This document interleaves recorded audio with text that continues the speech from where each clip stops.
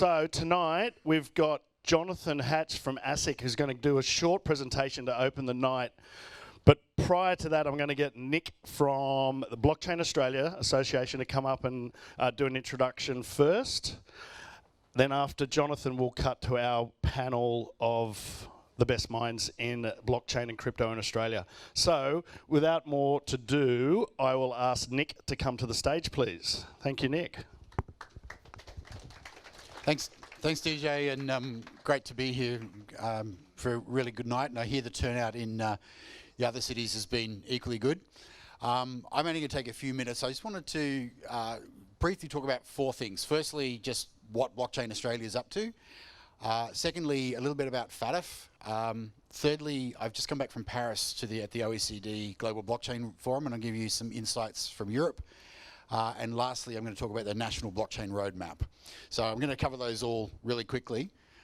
Firstly, Blockchain Australia, as you probably know, we actually merged ADCA, the Australian Digital Commerce Association, and Blockchain Australia a couple of months ago.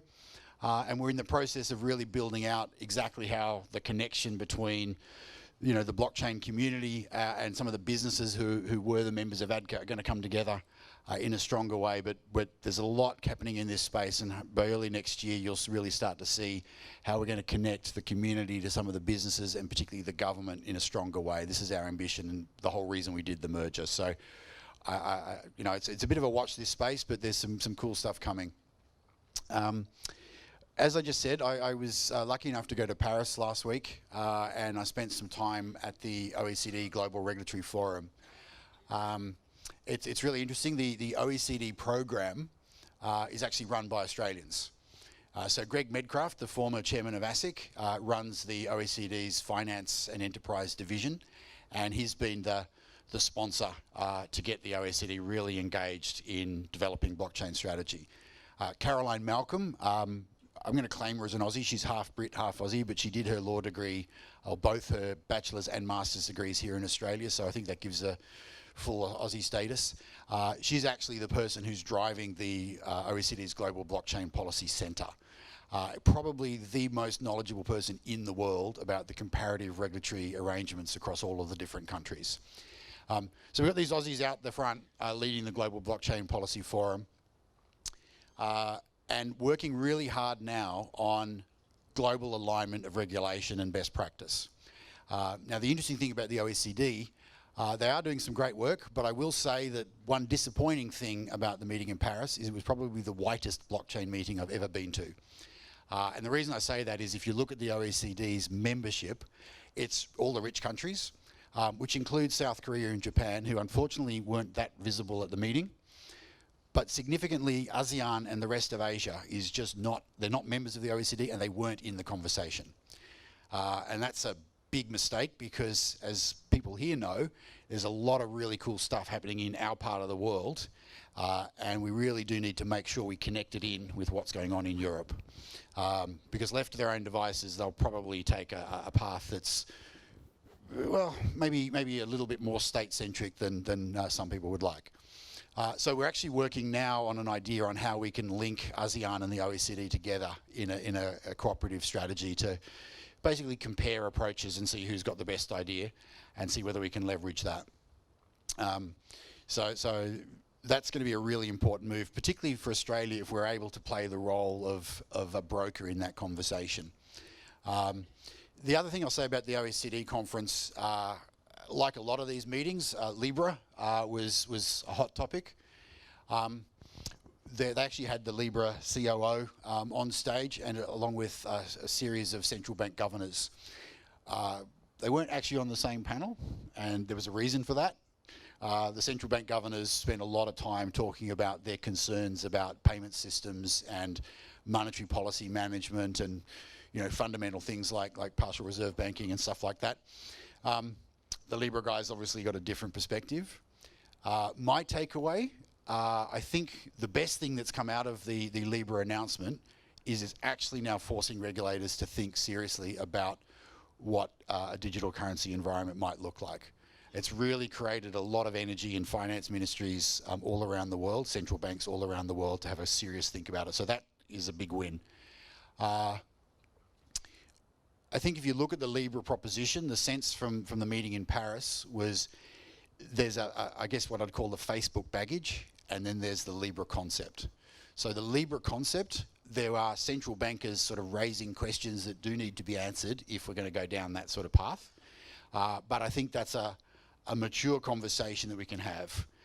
What was very clear from Europe is the Facebook baggage is absolutely weighing down the Libra proposition in terms of any acceptance that it's going to get internationally. The French finance minister gave a long, long speech, like he was literally on stage for an hour and a half, and he made it very, very clear that France, at least, and French influence through the EU is not going to allow Libra to operate in the European Union.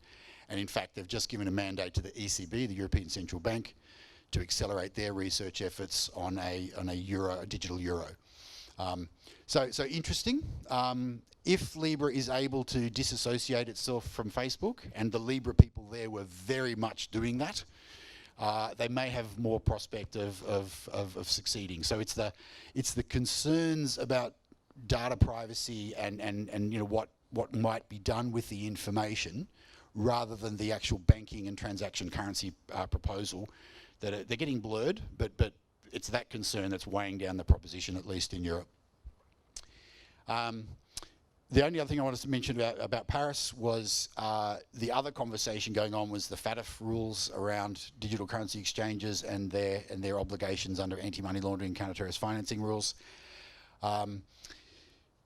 Without digging too hard into that rabbit hole, because it's a very deep rabbit hole, what's interesting now is we're seeing the formation of some really good international collaboration amongst bodies like Blockchain Australia and similar groups around the world, along with some of the bigger exchanges, Binance and Kraken and so forth, to actually put together a new consortium, IDEXA, the International Digital Exchange Association, to work with FATF on how they will implement their ideas on managing identity for digital currency transactions. So it is now clear that the regulations will change.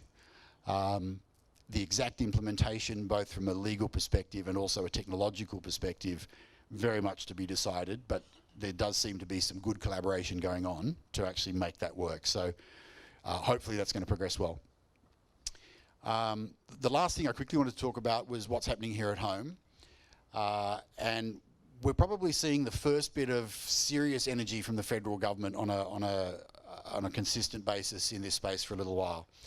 And what I mean by that is Minister Karen Andrews, the Minister for Industry, Innovation and Science. Back before the election, she made an announcement that the government would work on a national blockchain roadmap. I think it's fair to say that not many people expected that she would actually have to deliver on that election promise. And certainly the Canberra bureaucracy didn't. They put it into the we'll talk about that later pile. However, to her credit, Minister Andrews has picked up that commitment and is now working on a national blockchain roadmap strategy. And I've actually been asked to chair an industry advisory panel, which is sort of scaring the bureaucrats in Canberra because they don't actually like to meet industry. So we're sort of having these conversations and they're going, really? And I'm like, yeah, really, right? So it's good. But what I can tell you about the roadmap at the moment is, well, the first thing it's not going to be is another high-level statement that says blockchain's amazing and might change the world. When I met with Minister Andrews a couple of weeks ago, I said to her, please, Minister, do not authorise yet another piece of paper that says that. And to her credit, she cut me off before I even finished and said, no, I don't want to waste government money on that. The problem, of course, is blockchain has the potential to impact just about every sector of the economy. And so a true roadmap, you know, it's a boil the ocean proposition to try to figure out impacts on every part of the economy. So what I suggested to the Minister, and she's accepted that advice, is that we focus on, I initially said 3 or 4 areas of the economy where, 1, we think the potential for blockchain is high, and 2, there's already, you know, government policy interest and activity in the space, right? Just, you know, riding the political interest. We've now agreed that the roadmap is going to do a deep dive into two particular areas. The first one will be agricultural supply chain, both provenance but also trade facilitation. This ties up very, very nicely with the Prime Minister's objective to increase Australia's agricultural exports to $100 billion a year by 2030. So we're able to sort of tie into that story and say if we can get our agricultural exports working more smoothly with proper provenance and better trade facilitation processes, we can really change that environment. The second one will be portable education and licensing qualifications. So looking at the problem, you know, I was talking to some EU guys just before I came here, and they were describing the work they're doing to allow, for example, an Italian doctor to present a credential in Belgium. And we have that problem, except it's a Queensland doctor trying to present a credential in Melbourne, and it's the same thing. We can't do it, right? But focusing on that portable credentials sort of piece. And the goal is to use both of those, firstly to make some real traction in those spaces, but also then to say, well, okay, if there's real possibility in those spaces, what about the next sector and the next sector and the next sector, right? And so to get some energy. I did make a slightly, well, no, actually it was a pretty serious suggestion. At the first meeting of the committee, I said, rather than spend a lot of time, what we could do is just download the Dutch National Blockchain Roadmap and run Google Translate through it, because it's pretty damn good, and they did it 3 years ago, right? So the Dutch, for example, have leveraged their roadmap to the point where they've got a genuine collaboration between government, regulators and industry and academia. Two examples that they're working on that I think Australia could learn from. One is the Dutch pension funds have put in 4 million euros, matched by 4 million euros from the Dutch government, to look at using blockchain to streamline the back office efficiency of funds management, right? It's a use case we're all familiar with. It's one that's really hard to get going, not because of the technology, but because of the businesses, you know, the business issues around it. So that's one I think we can learn from. The Dutch are also doing portable qualifications, and actually are the leader for Europe of a portable KYC solution as well, which is another opportunity for us. So working really hard to basically say, in my opinion, one of the better role models for us to choose from, a similar size economy. So hopefully we'll learn a little bit from their experience. That's probably enough for me right now. Maybe one or two questions if people want. Otherwise, find me afterwards. Anyone got any questions for Nick? I've got a quick one. So two focuses, one supply chain provenance and two the credentials. Yep. Nothing around payments, nothing in the probably... There's discussion about a third area. I don't want to front run this one because it's a negotiation we're having, but it is pretty obvious that financial services are 40% of the Australian economy, and therefore something in the financial services space probably deserves attention. Look, those other two were a bit easier to get going. One of the challenges in the financial services space is because it is so heavily regulated, it's one of the areas that's most complicated to figure out what the change strategy will be. So hopefully I'll have something more to say about that in a couple of weeks' time, but right now I don't. Okay, cool. Couple of questions for Nick before he goes, but he's going to hang around. Tim.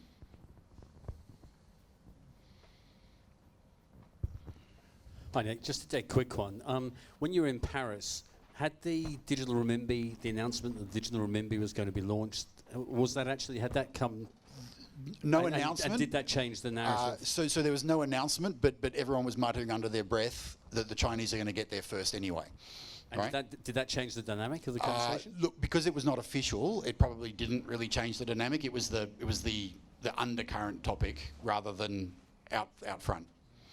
But yeah, I mean, in my view, it's highly likely that China will be the first to get there.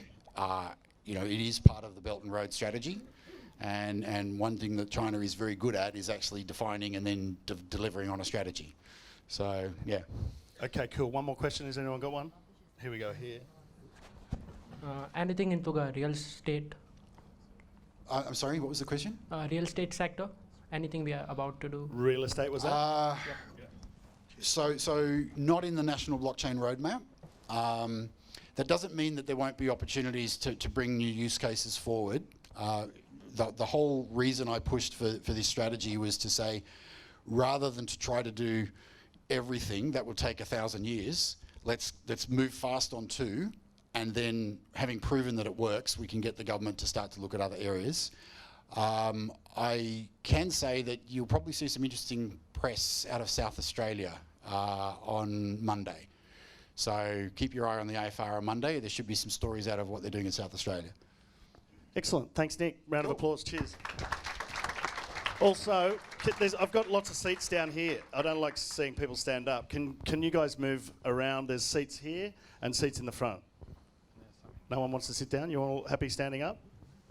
All those people that came in a little later and trying to be polite, don't worry about that. Come on, move through seats. Otherwise, you're happy. Okay, cool.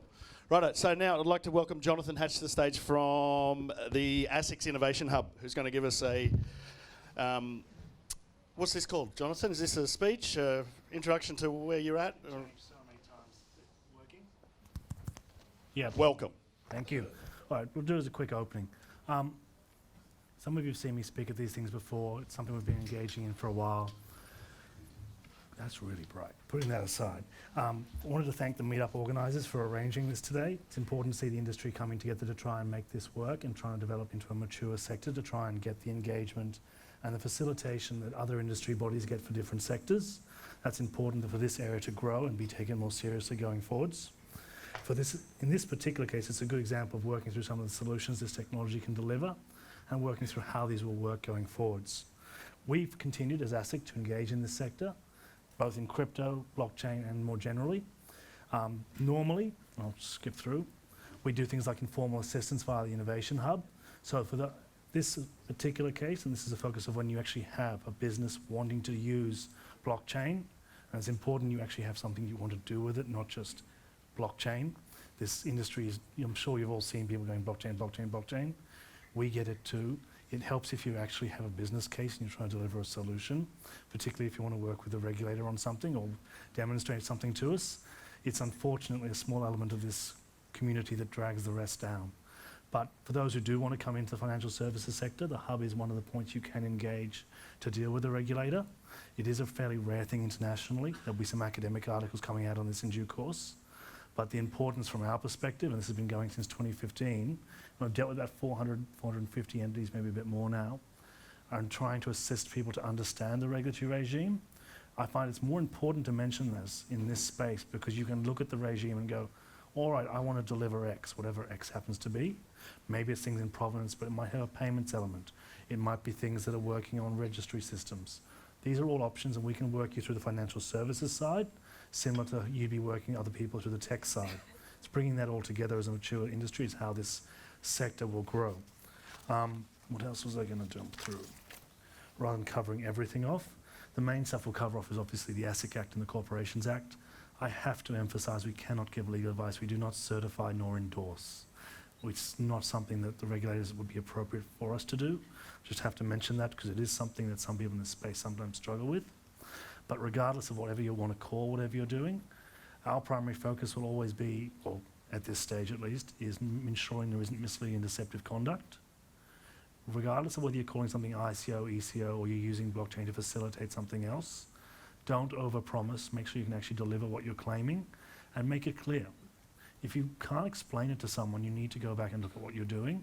If you can't explain it to us, and we know this stuff fairly well, I know people don't like to admit that at times, but if we don't understand what you're doing, how are customers going to understand what you're doing?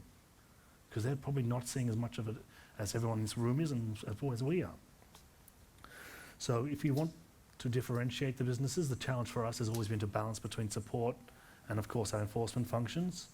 I don't need to go into all the work we do in that space. It obviously is a big part of what ASIC does as a regulator, because we want to ensure the confidence, in particular, rebuild the trust in the financial services sector more generally.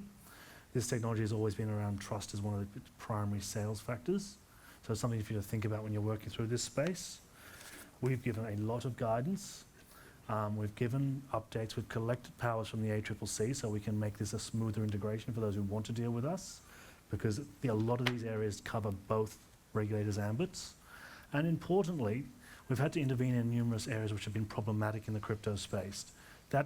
And it's usually what we position as a challenge to industries to remove those bad actors, bring them to our attention so we can try and maybe encourage them, is too gentle a word, to look at doing other things, because we want to make sure that if this sector does grow, that the consumers can trust what they're dealing with. What we don't want is a substantial blow up, because everything Nick just talked about will be severely undermined if we have to blow something out of the water because it's really badly done or someone loses a lot of money.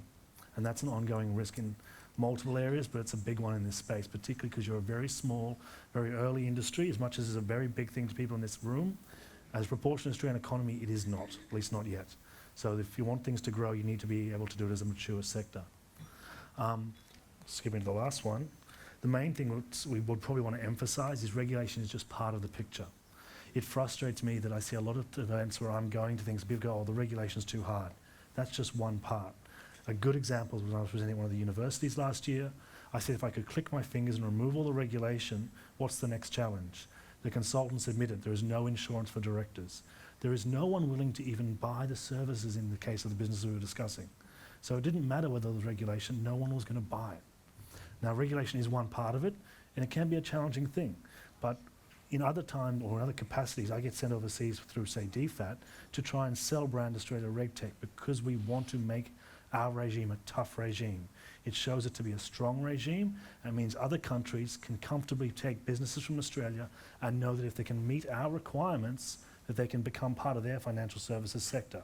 And this is one of the export drivers that other regulators will try and facilitate, or other government bodies. It's an important thing to remember when you look at these regulations as to why they're there. People talk about ICOs being a new concept. It actually goes back to 1600 with the East India Trading Company and the actual concept of collecting money to facilitate certain undertakings. So it's not that new, and there's hundreds of years of jurisprudence on why things are the way they are. The important bits that I'd want this group to remember, though, is though we talk about these obligations in general, you need to understand what you're doing and how these things apply to you. So either approaching us or getting good legal advice, probably both, as well as working through what's relevant for your regime is really, really important. There's a pile of guidance. I'm not going to read out a pile of regulatory guides. You're not going to remember them. It's all on our website. We've got a lot of guidance there. The main ones I'd point to for this community, we have an information sheet on distributed ledger technology. For whatever reasons, which is a long story, we call it distributed ledger technology. Just remember that and look for it with ASIC.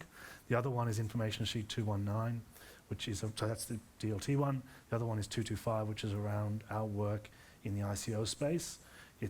I've drafted the original. It's set up as a waterfall provision similar to a commercial contract. It flows through different steps. If you're not this, then you can go through this, this, and this. From memory, the original structure was companies, derivatives, non-cash payment facility, managed investment schemes. We've had to build in markets and a lot of work around misleading and deceptive because that's an ongoing concern. Now I've finished the main bits. I think I was going to clarify, I'm not correcting Nick, it's just I get a very broad perspective because I'm on a lot of the international groups. OECD is one part. There are other groups. There's G7, there's the FSB, which is the central banks. There's G7, which is another group. I'm on the IOSCO group, which is about 95% of the world's conduct regulators. There are different themes of people looking at different things, even though I'm not going to name a certain thing you all are thinking about, because we look at them in different ways. They may have conduct elements, i.e. IOSCO. They may have central bank elements, FSB. They may have other elements. Each one of those have different factors that need to be considered. And going back through that jurisprudence I mentioned, all have relevant considerations that people need to think about, because the last thing you want is to damage the financial services sector, given it is so infused into everything else. So Rao, I'll punch through that extremely quickly. Were there questions? And someone's going to have to direct them because I cannot see after about 4 That's all right. That's right. Great. Okay, we've got a couple of quick questions for Jonathan while he's here. He's going to stick around all night anyway, but we were just going to get some questions over and done with now. If not, that's that's all good. Fine. Okay, big round of applause for Jonathan. Thank you. Thank you. Okay, so, Jonathan, can I get you to go over there with that microphone, because Omar's going to put that on his head. Okay, so just while we get Omar mic'd up and before I bring everyone else up, does anyone have the Meetup app on their phone? Can you put your hand up if you've got the Meetup app on your phone? More than 13 people. Okay. Hang on. Put your hands up if you've got the Meetup app on your phone. Put your hand down if you're already a member of Crypto Sydney. Because I need 13 members to join and we hit 2,000. So we're not going to start till I see that number rise. We on? Who can join tonight? Those other 8 hands that didn't go down. That's good. Okay, cool. Rightio.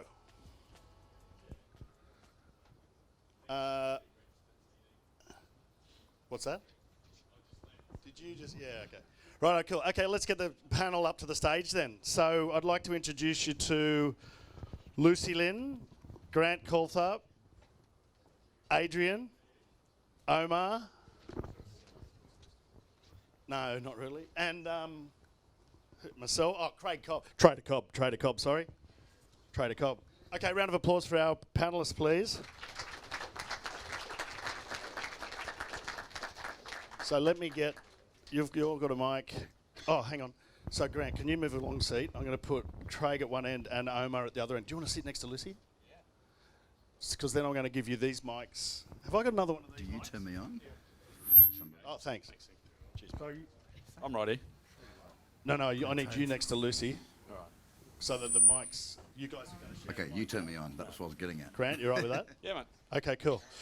Okay, everyone's armed up with a drink. That looks good. It's the way we roll in Sydney, not in Melbourne or or Brisbane. Okay, let's not get into that. So to start off tonight, I would like each of you guys to introduce yourself. Tell us about your current business and what you do in the blockchain crypto space, and also tell us why you got into the space. Shall we just roll down from the end? Sure. Can you hear me? All right? Is that fine? My name's Craig Cobb, founder of TraderCobb.com. We teach people how to trade. Pretty straightforward, checklist-based trading strategies. I've been trading for 13 years, and I just basically started the business because we wanted to make sure there was someone with credibility. That is apparently me. And that's basically what we've done. What got me into crypto, I knocked it back in 2013 when I was in London. Oh, actually, no, I was back in Sydney then. Trading mostly foreign exchange, bonds, commodities, that sort of thing. There just wasn't enough volume, really, and not enough tools for me to trade the way that I trade. So I sort of kicked it to the curb, and the right person, a business mentor of mine, brought me to it again in July of 2017. Started the business. We launched, I think, January 4th of 18. Really good time to launch a business in crypto. But we've survived, and onwards and upwards. So it's TraderCobb.com. Thank you. Grant. So I'm the CEO of Mind Digital. I think probably Australia's newest exchange. So it would be the RFQ platforms now. Order book in 2 weeks' time. How did I get into crypto? It was 2011. I was working at a proprietary trading firm, and it was something called the Euro crisis. So basically, that was when Greece was about to blow up, and everyone thought they're going to leave the euro. And a couple of guys in the room, including myself, thought this thing called Bitcoin would be a good way for, if you're in the euro, how to get your money out, because at the time they were, barring deposits and withdrawals. So got into it then, lost interest because I'm a trader pretty quickly, and then got back into it more seriously in 2016. Lucy. Hi everyone, my name is Lucy Lynn. I'm the founder of Forestlyn. We're a innovation marketing consultancy. I founded my company about 2 years ago. What we do is really help communication, de-jargon all your technical terms, which we have a lot of in blockchain and crypto space, and we help you scale and grow as well. I heard first about blockchain when I lived in Toronto. I was there between 2012 and 2015. I've been to the Bitcoin shop there, and so it was like mingling a lot with all the startups there.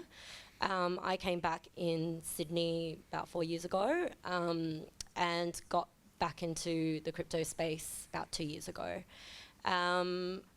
That's pretty much it. So my website is forestlyn.com. Excellent.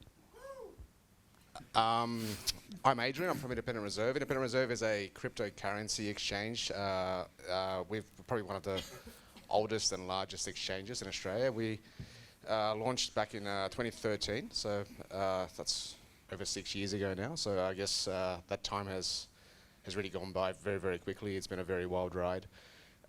We launched Independent Reserve because I'm not sure if you guys are familiar with a website called Mt. Gox. It was an exchange, I guess, one of the earliest exchanges. And I remember back in 2012, 2013, I wanted to buy some Bitcoin myself. And the only thing out there was this thing in Japan called Mt. Gox. And at the time when I was going through my the onboarding process, I think they got hacked. So I had to wait like a week as they recovered from their hack, and then I think the website went down because they had like lots of load, and I'm thinking, this can't be the #1 exchange in the world that's out there at the time. And my background was, I guess, in IT and tech, and I had a team of about 20 guys at the time, and we kind of felt like we had the expertise to create an exchange that works in the way people expect an exchange to work. So it's robust, it's secure, it doesn't go down, it doesn't lose your money. So that was, I guess, the genesis of Independent Reserve. We kind of saw the opportunity, we saw the niche, and we spent about 18 months creating Independent Reserve. So Independent Reserve is a platform that we built in-house ourselves. We launched it in 2014-ish, and we also had a very, I guess, pro-regulatory kind of attitude. We believed that regulation was very important to this space. So we were the first exchange to apply for an AFSL. That was back in 2014 when ASIC was, not sure where Jonathan is he still here? Yes, he is. Right. They were a little bit, I guess, unfamiliar with this space. So we kind of did our best to educate the person looking at our AFSL application, but in the end, ASIC ruled that Bitcoin is not a financial product and no AFSL is required. So we have a relief letter, basically, that says just don't hurt anybody and do the right thing, which we have done. And then I guess through ATCA, we spent a long time talking to Austrac. So I guess together with the whole ATCA team, we spent maybe like 2 years, Nick, with Austrac, educating Austrac about what cryptocurrency is, what an exchange is, which bits they can regulate, why we want regulation. I remember Austrac being really surprised in a meeting, like they said, why do you guys want to get regulated? No one wants to get regulated.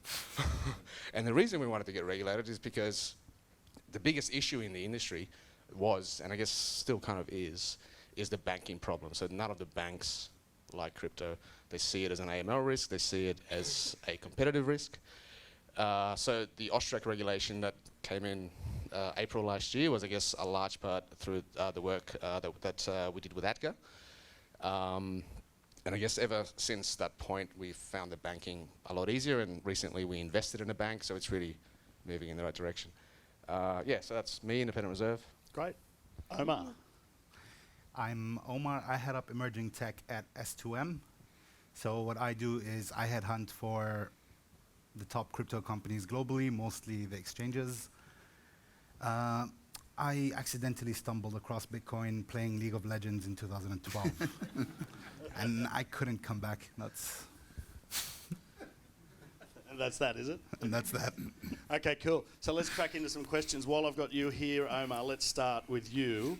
I think last week you were in Singapore. Actually, I know you were, sorry. I booked your flight, but no. And Grant was there, and most of you guys were there as well. So, Omar, I wasn't there, so I didn't learn, but last year was an interesting year. Tell us what were the key differences you saw this year in the blockchain landscape up in Singapore compared to last year? I mean, in general, since the first consensus until this year, the main differences have been that it used to be plastic chairs and guys in hoodies. Now it's governments and stock exchanges, banks. It's become very different, a lot more professional. I mean, it's a good thing, but yeah, that's the main change I'm seeing. A lot of more corporate players, a lot more banks, a lot more sophisticated people. It's not for anarchists anymore. Great. You're also doing a lot of work with some exchanges around the world. You mentioned to me that you were seeing a lot more exchanges domiciled or in Singapore, and how's the impact of what the situation's happening in Hong Kong that you've seen, or can you just talk a little bit more around that? So most of my work is in Hong Kong and in Hong Kong and San Fran, and I mean, not that anyone actually did it, but a lot of my clients in Hong Kong have been talking about moving out to Singapore just because of what's happening in Hong Kong at the moment. Now it has calmed down a bit, but I have been hearing that that's not true. It hasn't really calmed down. So that's kind of what I'm sensing from that angle. Okay, good. Okay, let's go to Lucy. Basically what I'm doing, guys, I'm going to seed a few questions, get these guys talking a little bit so you guys can prepare your questions soon. Lucy, with your exceptional marketing background, can you, 2 questions really, tell us what it's been like to start your own business over the last 2 years. Talk us through the highs and lows. Let us know why you did it and whether you're looking back and wondering why you did it. But also, I want to ask you, all of these guys here have businesses that are trying to target people and customers. Can you tell us about how you grow and reach the ideal audience in this space? I suppose, Trader Cobb's doing the education, Omar's doing the recruitment, and these guys next to you are targeting the traders. So a couple of questions there, if you'd like to answer those. Thank you. Yeah, I liked how Omar was talking about the difference between last year and this year, and probably the year before is probably something we can also discuss. Obviously, 2017 has been the crypto craze, and the crypto craze basically is where all the cryptocurrency was at its peak, and then last year, first half, it was still fairly buoyant in terms of the whole industry. I was at Consensus in New York last year, and there was like 8,500 people that was there, and very much what Omar was seeing, there was 10 Lambos that was right outside the New York Hilton, and people protesting on the street saying no Bitcoin. You're getting all these variants of just all these different types of people. But second half of the year has entered a lot more into this whole crypto winter, is what they're calling now. And I think what's happening is really people are building, but then I think the whole industry and the whole industry is maturing as well. So what Omar was saying, more people in suits are coming in. Certainly I spent 15 years in corporate. I used to work at American Express and Qantas and AMP. And that's where my life was. And then 2 years ago, I did start my own marketing consultancy because honestly, I was sick of working for bad bosses and the bureaucracy. So I was just like, right, it's time for me to go off on my own. I'm really interested in the whole blockchain crypto space. None of the places where I was working at was doing any of that. So I'm following my passion in terms of where I'm going to be. And so that's been quite good. The last 2 years has been the most difficult, I guess, because you get the highs, which I also saw, and then you get the lows as well. So the business, as you set up in this phase, also goes with it. You get the highs and you also get the lows. But it has been the most rewarding. So if anyone here is looking to become a business owner, it's definitely not easy, but it's also highly rewarding. So that's definitely something that I recommend. In terms of how you're looking to target your audience, there is, a couple of years ago when there was a crypto craze, it's a lot easier because everybody was just chucking any old money into the space. You could be a guy in a garage and you would be raising 30 million US, no problem. Super easy, end of 2017, beginning of 2018 even. Now, if you're a guy in a garage with an idea, there's no way in hell you'll be getting any of that money because people are a lot smarter. People are wising up, and you would have to have good products. You need to be really, you'd need to have a legitimate product. There's been a lot of talk about Facebook and Libra. It's still a white paper, really, until I see product. Let's talk.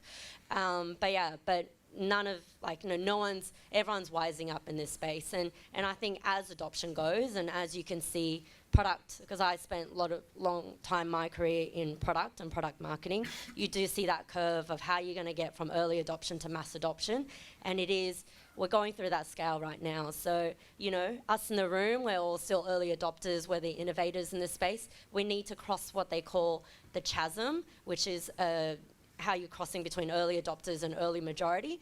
And I think that's where we're at right now. We're going to have to fight through all the regulations, as Nick was saying. Really like what Jonathan was saying about trust, because we need to convince everyone that we are trustworthy in this space. It isn't a scam, it's not black market, etc. And these are the important things that we need to talk about. And also we need to communicate. And we need to communicate a lot better, less jargon, less technical, more business talk, because that's how you're going to get mass adoption as well. And that's how I've also built my business. So helping a lot of businesses with their technical products, but making it more consumer friendly, easier to understand, and looking to scaling and growing as well. Great. Okay, Adrian, I think there's over 200 exchanges registered with AUSTRAC in Australia, and there seems to be a new one every so often, and we'll get to Grant in a minute on that and his new exchange. But tell me, how, if I was a trader, how would you choose an exchange? So because this is still largely an unregulated space, I mean, we are regulated by AUSTRAC, but it's good to remember that they're just an AML regulator. I think it's very important to go by the reputation of an exchange, how long they've been around. I guess, you know, what can you find out about the people behind the exchange? Because there are still maybe some unscrupulous operators out there, so you really need to do your own research. You can't rely on a regulator to do that on your behalf at this time. So I think just doing your own research on the exchange is really important. It's also really important to look at the products that the exchange is able to offer. So are they based in Australia? Can you make AUD deposits? So I guess most of the really big exchanges, they're based overseas, so you'd have to send USD to a bank account that's in the US. That's going to cost you money. You're going to lose money on FX and all that kind of stuff. It's also really important to look, you know, are they able to offer you things like insurance? I believe Independent Reserve is the only exchange in Australia right now that's able to offer an insured account, so we can actually insure the assets that you hold on Independent Reserve on your behalf. So that's an insurance policy underwritten by Lloyd's, which took many years of effort for us to be able to get. I mean, it's also good to see is the exchange audited, so I think we're the only audited exchange in Australia right now. Also, there's, I guess, a lot of issues right now when you trade crypto around tax. So there's a lot of confusion about when are you taxed, what events cause you to be actually liable for tax. So we partnered with one of the big four to provide a tax analysis report. So any one of our customers can click a button on our website and it provides them with a report that they can bring to an auditor or to your accountant that gives you information about how much money you've made or lost in a year. So I guess all these things are really important when you choose an exchange, and it's really important to do your own research. Excellent, excellent. On that point, Grant, you've just recently launched your exchange and soon to do the full order book exchange. We just heard on how people will choose an exchange. Can you give me, can you explain the key differentiators of your exchange? As I said, there's 200 registered in Australia. There's probably 8 or 9 out there now that everyone knows about. And then along comes Mine Digital Exchange. You know, tell us, mate, how you're going to crack it. Yeah, sure. So I think following on, to be honest, you know, we were chatting about this last night, Adrian. So for us, we're sort of coming through on a lot of the hard work that Adrian and his team have done. So thank you on that.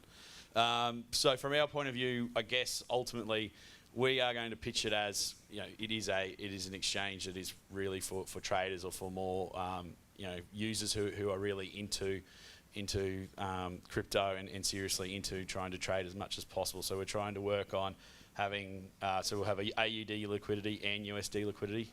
We're very confident that our USD liquidity will be some of the best in Asia. And when we say USD liquidity, not talking a tether pair, we're talking direct USD fiat.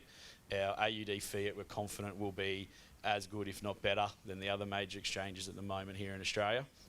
Our fees initially will be very competitive for all users. So a 10 basis point maker, 20 basis point taker fee. Which again, we think that's very, very competitive for the casual user. Unless you're a high volume trader, most exchanges in Australia at the moment, you're going to be paying more fees than that. Following on the back of the work that Adrian's done, we will also be having insured custody. And initially, again, depending on how you're willing to deposit your coins, that will be free. So that we think that's a big plus for us at the moment. And then our second phase is really a dual platform rollout. So one of those platforms will be a derivatives platform. So we have the capability under a corporate authorised representative and AFSL licence to sell derivatives to both retail and wholesale clients. Myself and my CEO, who's over there, have extensive derivatives background. So I guess the differentiator is we would say we're probably the the team in Australia that has the most financial market trading, real world trading background by far. So we're working on that to deliver a product there. And then the other second phase of our rollout is our alts exchange. So we're going to do anything from outside of top 5 down to top 100 on CMC. And basically we're going to select those coins to list on the basis of their community involvement here in Australia and Southeast Asia. So a good example I've given a couple of times would be Raven coin, held widely by a bunch of Australians. So, you know, there's people looking to, you know, trade that here in Australia. So that would be something we're looking to do. In Brisbane on Tuesday night, it was awesome. So there was a lot of SV guys there. Obviously, that's a divisive project. But, I mean, literally, I didn't know until today. On the MetaNet chat, the guy who I was speaking to was like, oh, yeah, met Grant, you know, potential SV ramp coming on. And we got more airplay from the SV community over that than anything else. So, classic. Yeah. ASIC is here. Shouldn't be talking about scams. Yeah. Okay, good stuff. Good stuff. Trader Cobb, you've been educating and training and, you know, mentoring many traders over the last couple of years. So tell us, why do so many traders lose money? Because most people are just gamblers. Pretty simple. I mean, I can put a full stop on that, but it's a business. You know, I mean, I was interviewed for an article just recently about in Brazil, 97% of day traders lose money out of a study of 1,100. So it's not exactly, well, it's probably still pretty bloody accurate, I'll be honest with you. You think about any startup, 95% of businesses fail. Why would this be any different? You know, if you want to go play the pokies or have a little flutter on the dish lickers or the horses, then go for it. But you're not going to call yourself a professional gambler. I kind of, you know, people play poker for a living and they do very well from it. You know, these same people, believe it or not, make really great traders and vice versa. But you know, if you're going to go into the casino and have a little bit of a punt every now and again and play poker, you can't expect to be good. Trading takes commitment. It takes structure, routine, strategy.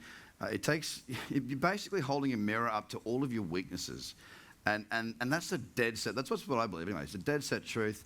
You've got two options. You can either accept it, get over it and learn, or you can just be the person that always fights with their wife and they're never wrong, or the wife that always fights with the husband and is never wrong, because it's 50-50. All right, so it's one of these things where... Are you implying we're married? Darling, we've not made it public yet. My apologies. But it takes a lot of time and a lot of work, and I just truly believe that most people just don't have that time, don't put the time and work in. Yeah. So why do you focus on trading via TA as opposed to, you know, fundamentals? What are fundamentals? You tell me. You're the expert. No. Look, the genuine question for me. I'm a traditional trader. Traditional. Oh, no, Grant. Do you know what the fundamentals are? Of Crypto. Of crypto. Yeah. Well, I think Craig's going to.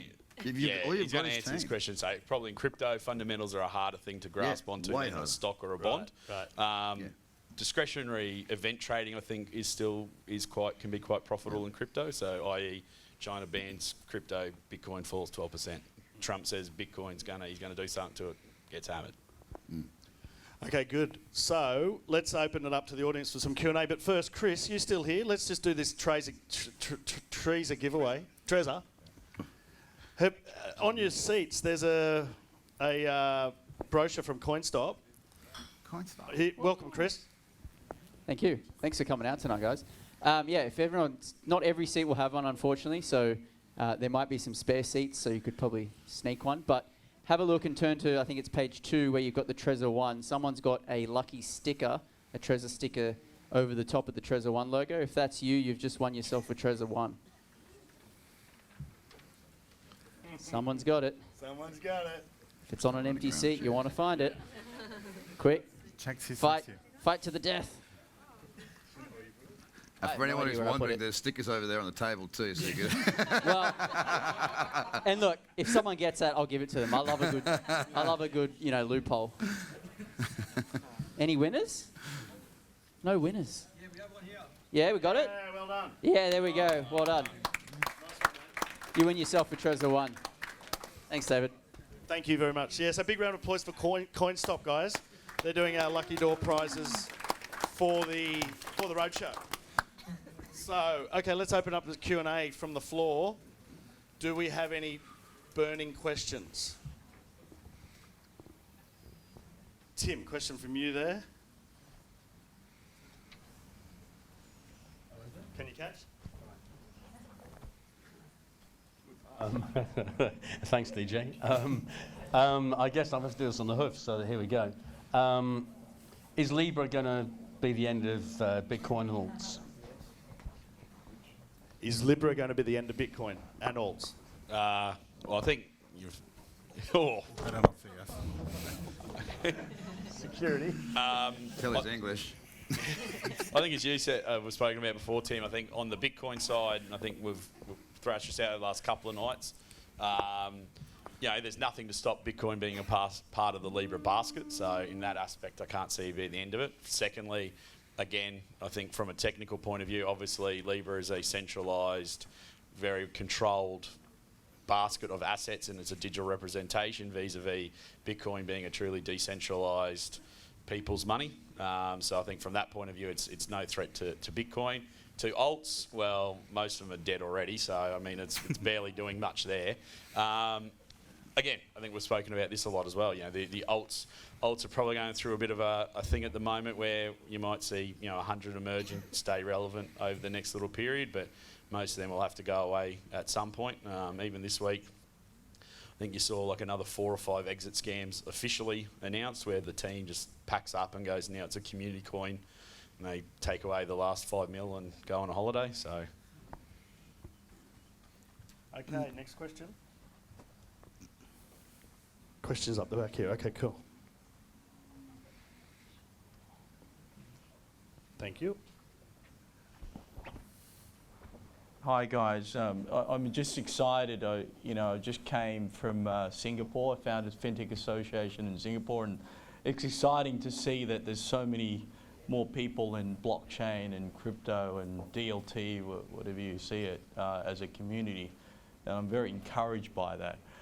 The thing I have is, in this space, there's a lot of, I look at, I've been in, this space for about 10 years now. So I've got, been part of 0.9 code, if you know what that means, is back in 2010. And I've seen the community evolve, blockchains evolve. Now they call it DLT, which is Sundar technology. And we sort of have this mismatch of cryptocurrency, blockchain, and even blockchain has different definitions. And even the ones like R3 that's being rolled out with Corda, it's not really what I define as blockchain, but we seem to get a mishmash of what that is. I mean, in terms of the current state, I understand people want to monetize, people want to enable what we call, blockchain, right?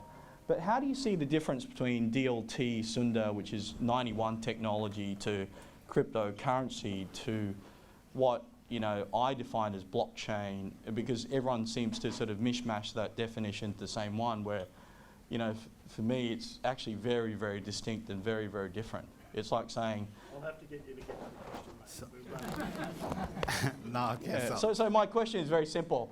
How do you see, this DLT. obviously, we've got a great panel with people who've involved with exchanges in cryptocurrency, but when people use this analogy of blockchain, and they say, I want to hire a blockchain consultant, is it a cryptocurrency? Is it a DLT person? Or, DLTs have existed since the 90s, if I'm not mistaken. It's just a distributed system, that's all it is. That is what a DLT is. It's a distributed ledger technology, which has existed for a very long time, which you know. For something to be a cryptocurrency, it needs to be decentralized, and that's kind of, at least that's from my perspective. For something to call itself a crypto, it needs to be decentralized. Libra doesn't even fall in that scale because it's not a cryptocurrency, it's not even a blockchain. They don't even put things in blocks. It's just a chain. So yeah, that's, when people want a blockchain consultant, it's based, blockchain has become an overall term to cover all DLTs. When somebody tells me I want a blockchain consultant, I have to, as his consultant, I have to look into their business, see what they're actually building, and recommend what type of consultant they actually need. That's become an umbrella term. It doesn't really mean anything. I look at the example here, like you go on Pivot's blockchain and it charges you 13% of the transaction. Now, which idiot in the world is going to Sometimes privacy is worth paying $13 for it. I mean, when you launder money in the traditional world, cash gets laundered at 50% the rate. That's the reality. In the real world, cash gets laundered at 50%. But that's what they position themselves as some coin that can give you private things and you can hide money and...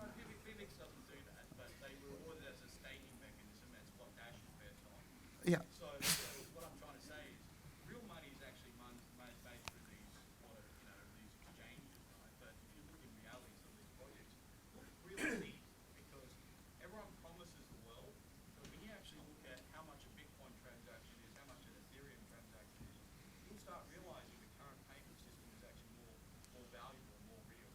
And that's what I think we need to get a reality check on some of these technologies. I support Dogecoin. I think we have the best decentralized network out there. It's completely decentralized, most transactions actually being used, real use case. But do you know what the transaction fees are on Dogecoin? Not really.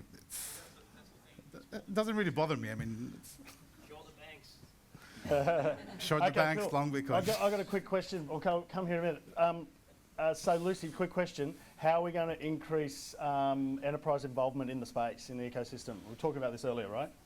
Yeah, I think your question, the gentleman at the back was talking about what's the difference between crypto, DLT, blockchain, etc. And I think that is an educational communication issue. I think a lot of people probably, they kind of lump everything in the same thing because they just don't have that deeper knowledge. And I do think it is around the communication and then the amount of education that people have. I know ING ran a study to 1,000, I think, European countries, and we're talking about what's your knowledge of crypto, and it's still fairly low.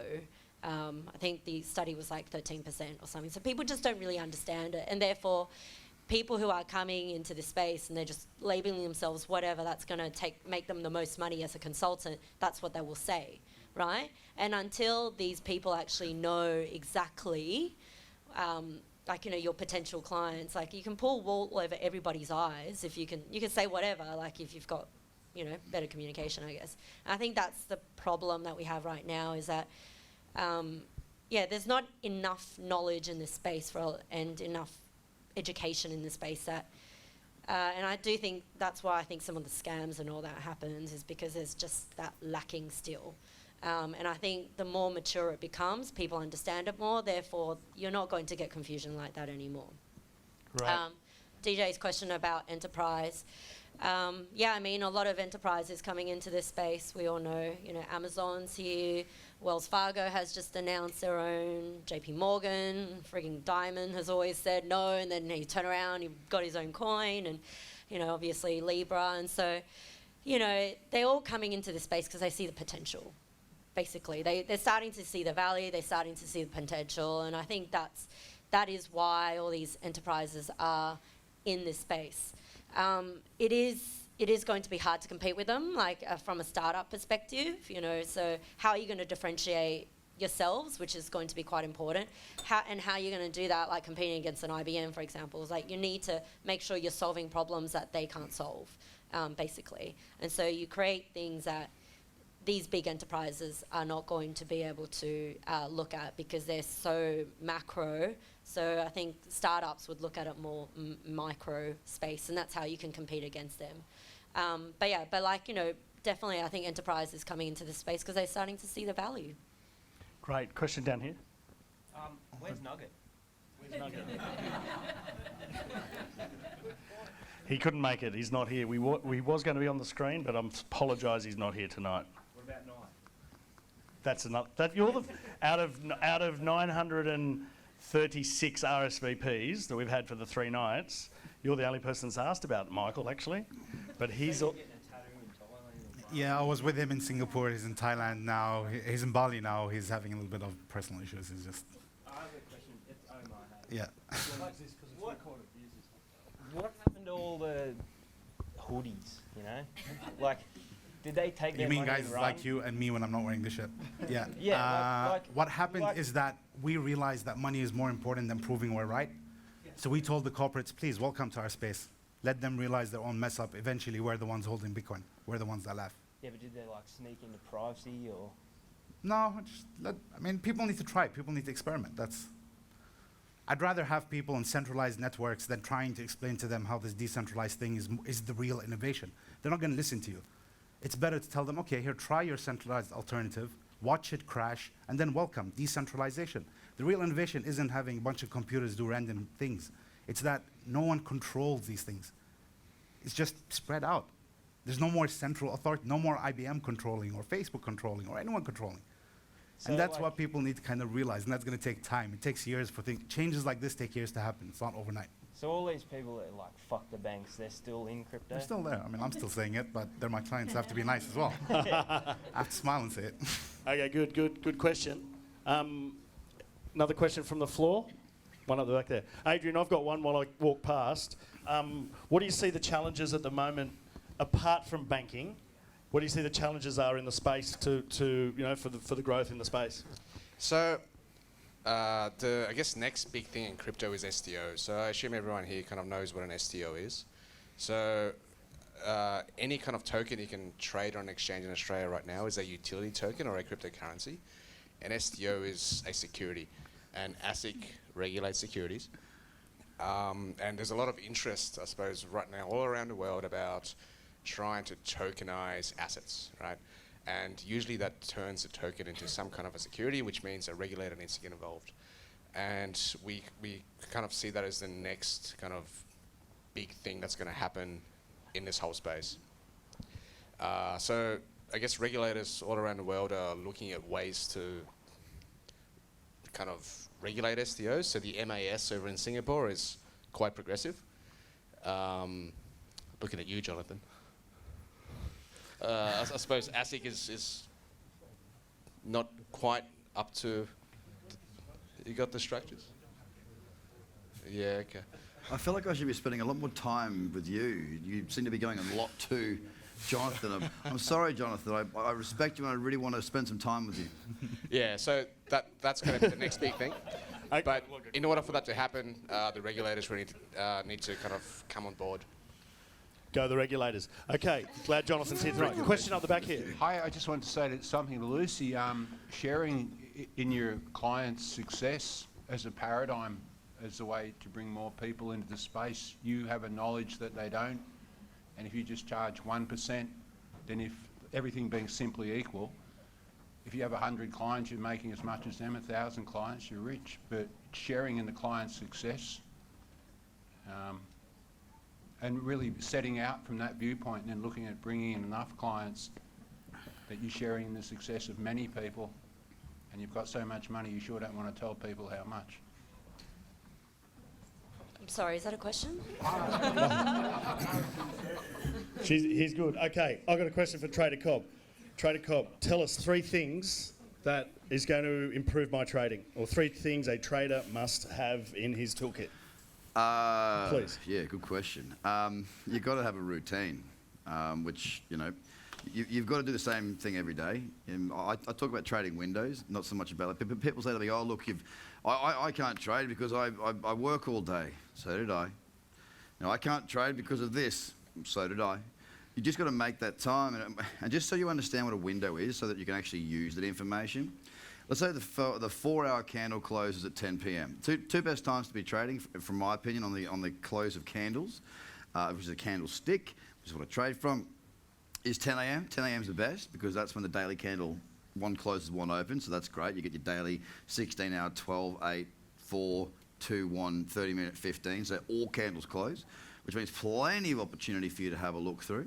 But, most people around at 10 p.m. or 8 p.m., most people work at 9 to 5 or thereabouts, and they get home maybe 7:30, they've eaten dinner, kids are down at 8:30, 9 o'clock, they've got some time. Between 9 and, say, 11, or 9 and 10:30, or whatever time you have, understand when those candles close, because that's your trading window. Then build a routine around that. I've sort of, over the years, my offices have changed, but my routine has not. And my anchor is, honest to God, this will sound really bizarre, but the click of a door. That gets me into where I need to be mentally. And it's the click of the door because you're shutting the door. We've got a bunch of staff for which I work with none of them. None of them are with me. because I can't be in that environment and be the best I can be for trading. And don't get me wrong, I'm not staring at the charts all bloody day. I've got 4 screens, one with my watch list, one with the top 10 to keep an eye on things, but I'm waiting for those opportunities to arise. So trading your windows and building a routine around that, having a strategy with checklist or with rules, and if it's got rules, then it should be a checklist, let's be honest. You know, if you think about you going to the supermarket and you're starving and you didn't make a list, you come with a whole chicken, white bread, some butter and some mayonnaise, and it's the best 45 minutes of your life. Then you go, shit, I need soap. You know? So you've got to come into the market with a game plan. And a checklist is not to try and find the trades to take. It's an elimination process, you know what I mean? Like, when I go to the market, I'm going to the market going, no, no, no, no, no, no, until I go, you know... Saturday night for you. You talking about the women coming at me, or...? It gets to a point where, you know, if I have to take the trade, then that makes it easy for me. The third thing is you need to work on yourself. Accountability is the biggest thing for anything. I don't know any successful person that doesn't take accountability for their own decisions. It's not the strategy, it's not the exchange, it's not, you know, the bots or the whales or the manipulation. It's you. And the sooner you realise that that's on you, every decision you make is on you, the sooner you'll take responsibility and learn from that. So taking screenshots of your own trades, coming back and assessing them when you're out of those trades, so you don't have any emotional attachment and there's no funny business with the money. Really going through and assessing based on that checklist what you're doing. It's just structure. It's routine and structure, guys. If you want to run a business, you're going to need a plan, you're going to need structure, and you're going to need a goddamn routine, no matter what business you're in. Trading is a business. It's a flexible one once you get good enough at it, but it's still a business. So they're the 3 things. Awesome. Okay, great. Ooh, yeah, I love that. Question up the back here, please. Hi, my question is for Adrian. Big fan, Adrian. Hi. I had to write it down because I've had a bit too much to drink. That happens to me all the time. I don't know how I'm going to get home, but that's okay. Don't, David. You talk about regulating Bitcoin to become more legitimate. Do you think there will be a point where Bitcoin becomes too legitimate and banks start offering Bitcoin? If so, would you think it will help or harm the Bitcoin space? That's a Good question. really good question. Thank you. Yeah. I thought of it and I had too much to drink. No, that's really good. Too legit to quit. Too legit to quit. Yeah, it's interesting because I guess a lot of people that got into crypto, I got into crypto because I believed in, the libertarian views of it, right? And that's like a lot of other early crypto adopters, that they kind of see this means of money that's outside of, all the governments, and it's a very kind of intoxicating idea if you're a libertarian. But in order to achieve mainstream adoption and in order to really grow, we have to, I suppose, really accept the fact that regulation is important, and most people don't share the extreme libertarian views of the early crypto adopters, right? So then you kind of get caught up in this thing where you want crypto to succeed, but you still want your libertarian views to, you still want to remain true to, your original self. And yeah, it's a really hard question. And I guess running an exchange, like we have to play along with the regulators, we have to play along with the banks, and it's important for our business. But every now and then you kind of think, well, am I kind of selling out my soul here because I'm doing things that I didn't quite think that I would do 3 or 4 years ago, or maybe even longer than that. So I actually don't have an answer for your question because After all of that. I'm very torn. But I like your question. Righto, good. That was good. We'll replay the tape on that one, Tom. We'll just cut that out. Okay. Not the question. Yeah, this was Not the off question. the record. No, we won't cut the question out. We'll fade it in later. So it's all good. Okay. Sorry, I'm getting in trouble again. Okay. There was a question there. Was there one just here? You got one question? Cool. Thank you. I'll come over there next. Adrian, self-managed super funds. Do you have a simple process for onboarding them, and is it Yes, we do. becoming a big part of your business? Yeah, so we've got about 8,000 SMSFs, I think, at the moment on IR. So we were the first cryptocurrency exchange to accept SMSFs. So I suppose the people that run SMSFs are the people that really want to invest in, something a little bit more exotic than, I guess, what your normal super funds will invest your money in. So cryptocurrency kind of falls into that space. So we've seen a lot of interest from SMSFs.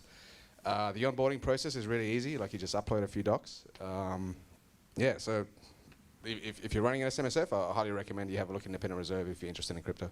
Boom. Okay, question up the back here. One here as well. I'll come back there. You ready? Okay. So we can talk about enterprise blockchain adoption and what technology and which platform and all we want. Recession. What is recession going to do to blockchain adoption? Slow it down or make it faster? It will kill blockchain adoption. It'll increase Bitcoin adoption. I said it will kill blockchain adoption, but it will benefit Bitcoin adoption. In a recession, people can't experiment in random tech that they don't know if it works or not. It's a recession. They can barely pay their employees. Yeah, good answer. Okay, question here. Is that right? Sure, yeah. Cool. Okay, so if I was an entrepreneur in the blockchain crypto space, given the current climate, what type of hotspot should we be targeting? In what sense? If I was to create a new business. Media. Recruitment. Media, bringing more people in, giving it a voice, giving education, understanding. And when I say education, I'm not just talking because I Yeah, trade, education, but education. And media you've got the option as a media owner or builder to not be biased, of course, but to provide a good, solid education with real news as opposed to just clickbait crap. I think that's probably a good place to start. Thanks. Okay, question over here. Any more questions from the audience? I've got one here. Good to have you back in the house, sir. Good to see you. Hey guys, Grant, you predicted that, earlier that within the next year the altcoins were going to die. Hey, listen, fella, we've been around now since the back end of 2016. I'm currently employing 16 Australians. I have no plans to die.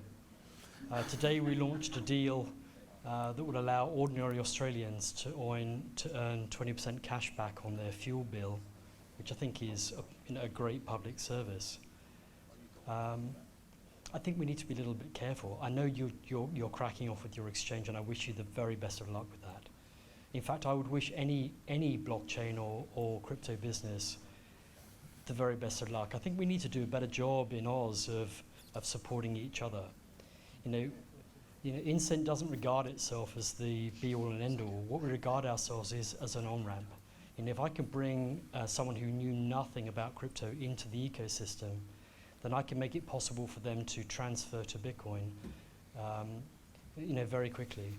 In fact, that will be available on our platform within the next month. We've got to help each other here, and I think that we all have a responsibility to assist and to support. I don't think there's any right answer. I think that Bitcoin needs Incent, like Incent needs Bitcoin. We're a servo. Suggesting from the podium that all altcoins are going to be dead within the next 6 months or a year we just got to be careful, fella. So to rebut that, I didn't say all, I said a lot. But personally, I think, we can check the tapes. I've had a long career of getting tapes checked on what I've said.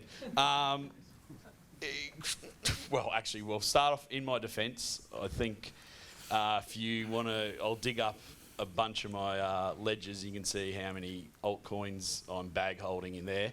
Omar can attest to that. So probably over 50 at the moment, and at any one time it's probably counting. over 100. Yeah. And coming back to Australian promotion, so a very good friend of DJ Tim McNamara of Hut34 Entropy Token. So him and I have been speaking basically on a daily basis of how to try to get entropy to a point of where we could list it. And that's from a point of view that he's, I mean, now I've known him through David for over 18 months. I'd call him a friend. Him and I have a very similar background. But to the point of where I said to Tim, like, we need, and he's one of his community managers up the back here tonight, we've said to him, like, we need, you need to bring to me a community number of a certain amount. And we're not talking outrageous numbers, but you have to deliver that to me so I can make a case to make this work then better for everyone. From the point of view to put a coin on any exchange, doesn't matter if it's ours or any other one, and literally the order book opens with nothing in it, and then it just trades down very quickly, which has happened time and time again on a lot of altcoins. It diminishes the whole thing for everyone. It's not a good process. It's not a positive thing to, as you've said, you've spent more than 3 years of your life dedicated towards a project, and then for it to list on an exchange bidless and it just gets offered down 90%, there's no benefit to that to anyone. That ruins the project. It falls off the cap, falls off CMC, and then it takes a long time for that community to get rebuilt.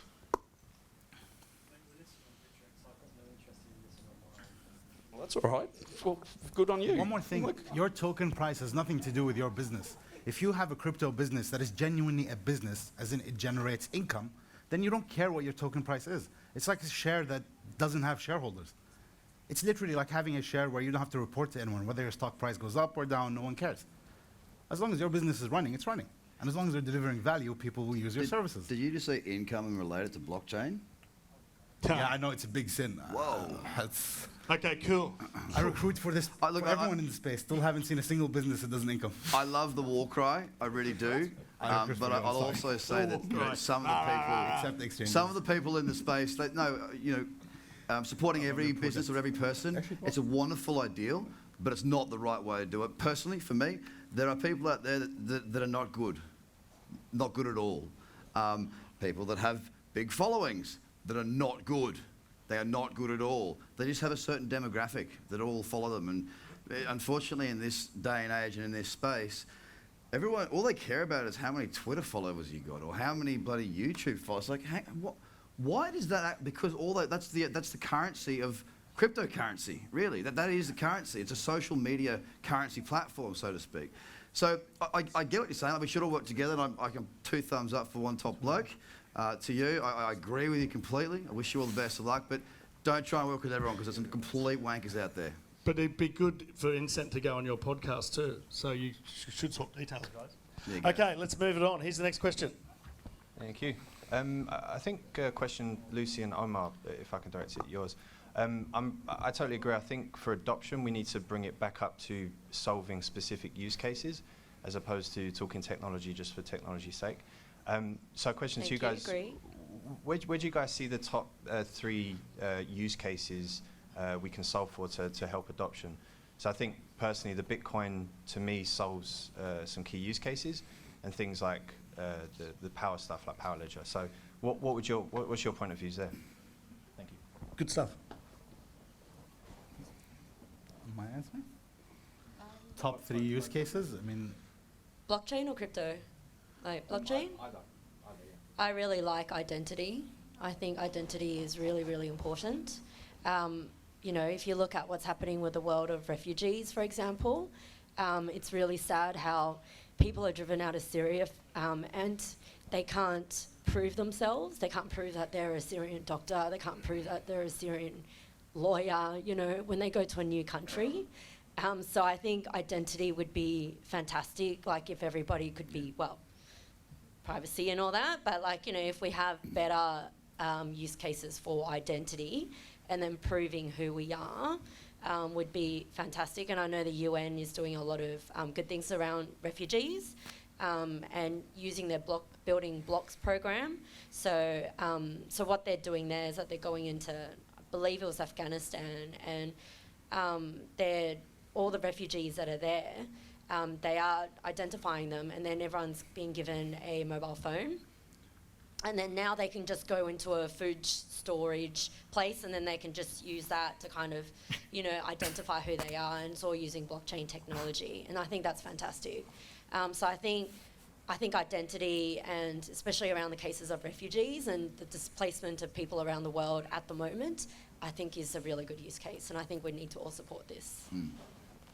Okay, good. Did you have anything to add? I mean, that's the use cases of blockchain, and there's a lot of them. In terms of crypto, my use case the most simple use case for crypto is the government's about to do a cash ban. They want to tell me I can't spend 10 grand of my own money. Cash. It's my money. I worked for it. It's not drug money. I work every day. I want to go buy a car for cash. I mean, no one does that, but what if I want to? It's my money.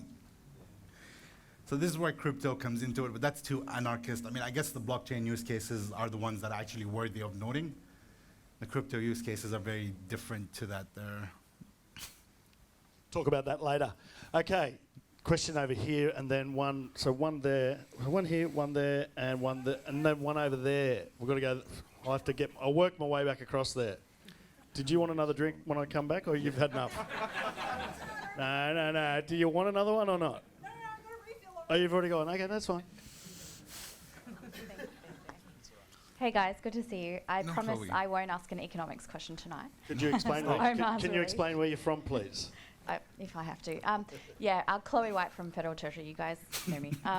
So no economics question. he told me last time he was going to make me do that. That's fine. Yeah. Something I don't hear a lot about at meetups is decentralized autonomous organizations, and I'm really keen to get some views from the panel on what you think is the future role of DAOs in the blockchain space and any trends that you see on the horizon. So I guess the last one failed pretty badly, right? Yeah. They're DAO, but Yeah. a lot of other ones. Yeah, okay. So I suppose right now they have a bit of a bad name. I think it's an interesting theoretical concept, but no one's really seen one succeed in the wild, right? And this is how things get tested, right? You put something out there, and if it actually works, then it works, and no one's seen one work. So I'm interested in the theory of it, and I'm interested in, I guess I have an academic interest in it, but I would like to see one work. So, yeah, we're just going to have to wait and see what happens. The beauty of a DAO is very philosophical. It's not technical or anything. It's just the idea that something can function. An organization is its own entity that functions by itself.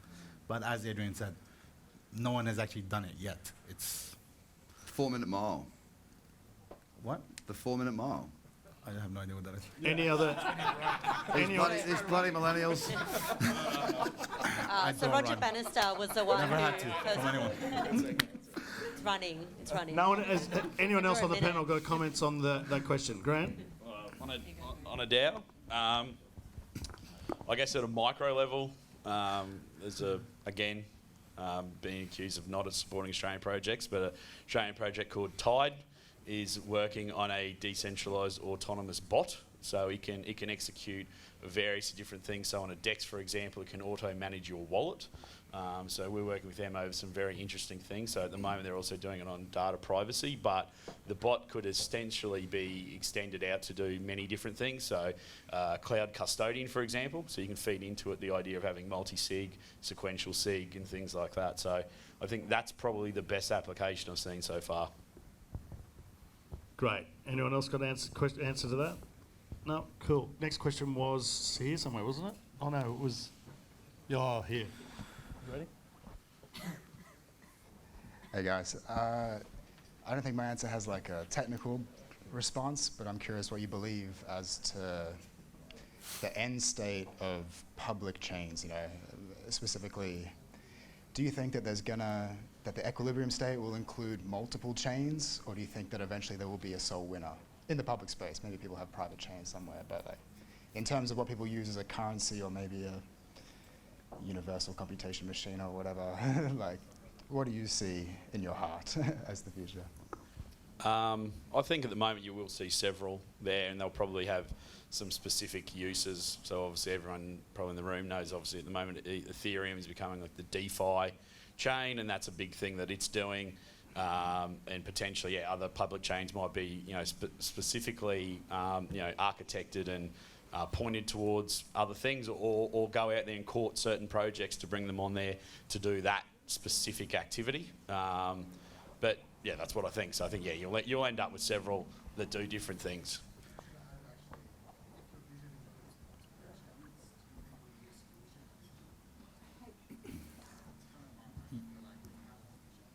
You need interoperability if you have multiple chains.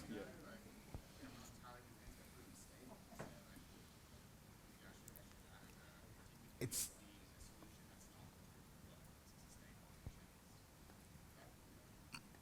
going to be Bitcoin with block stack on top and root stock on the side, and we're all good to go.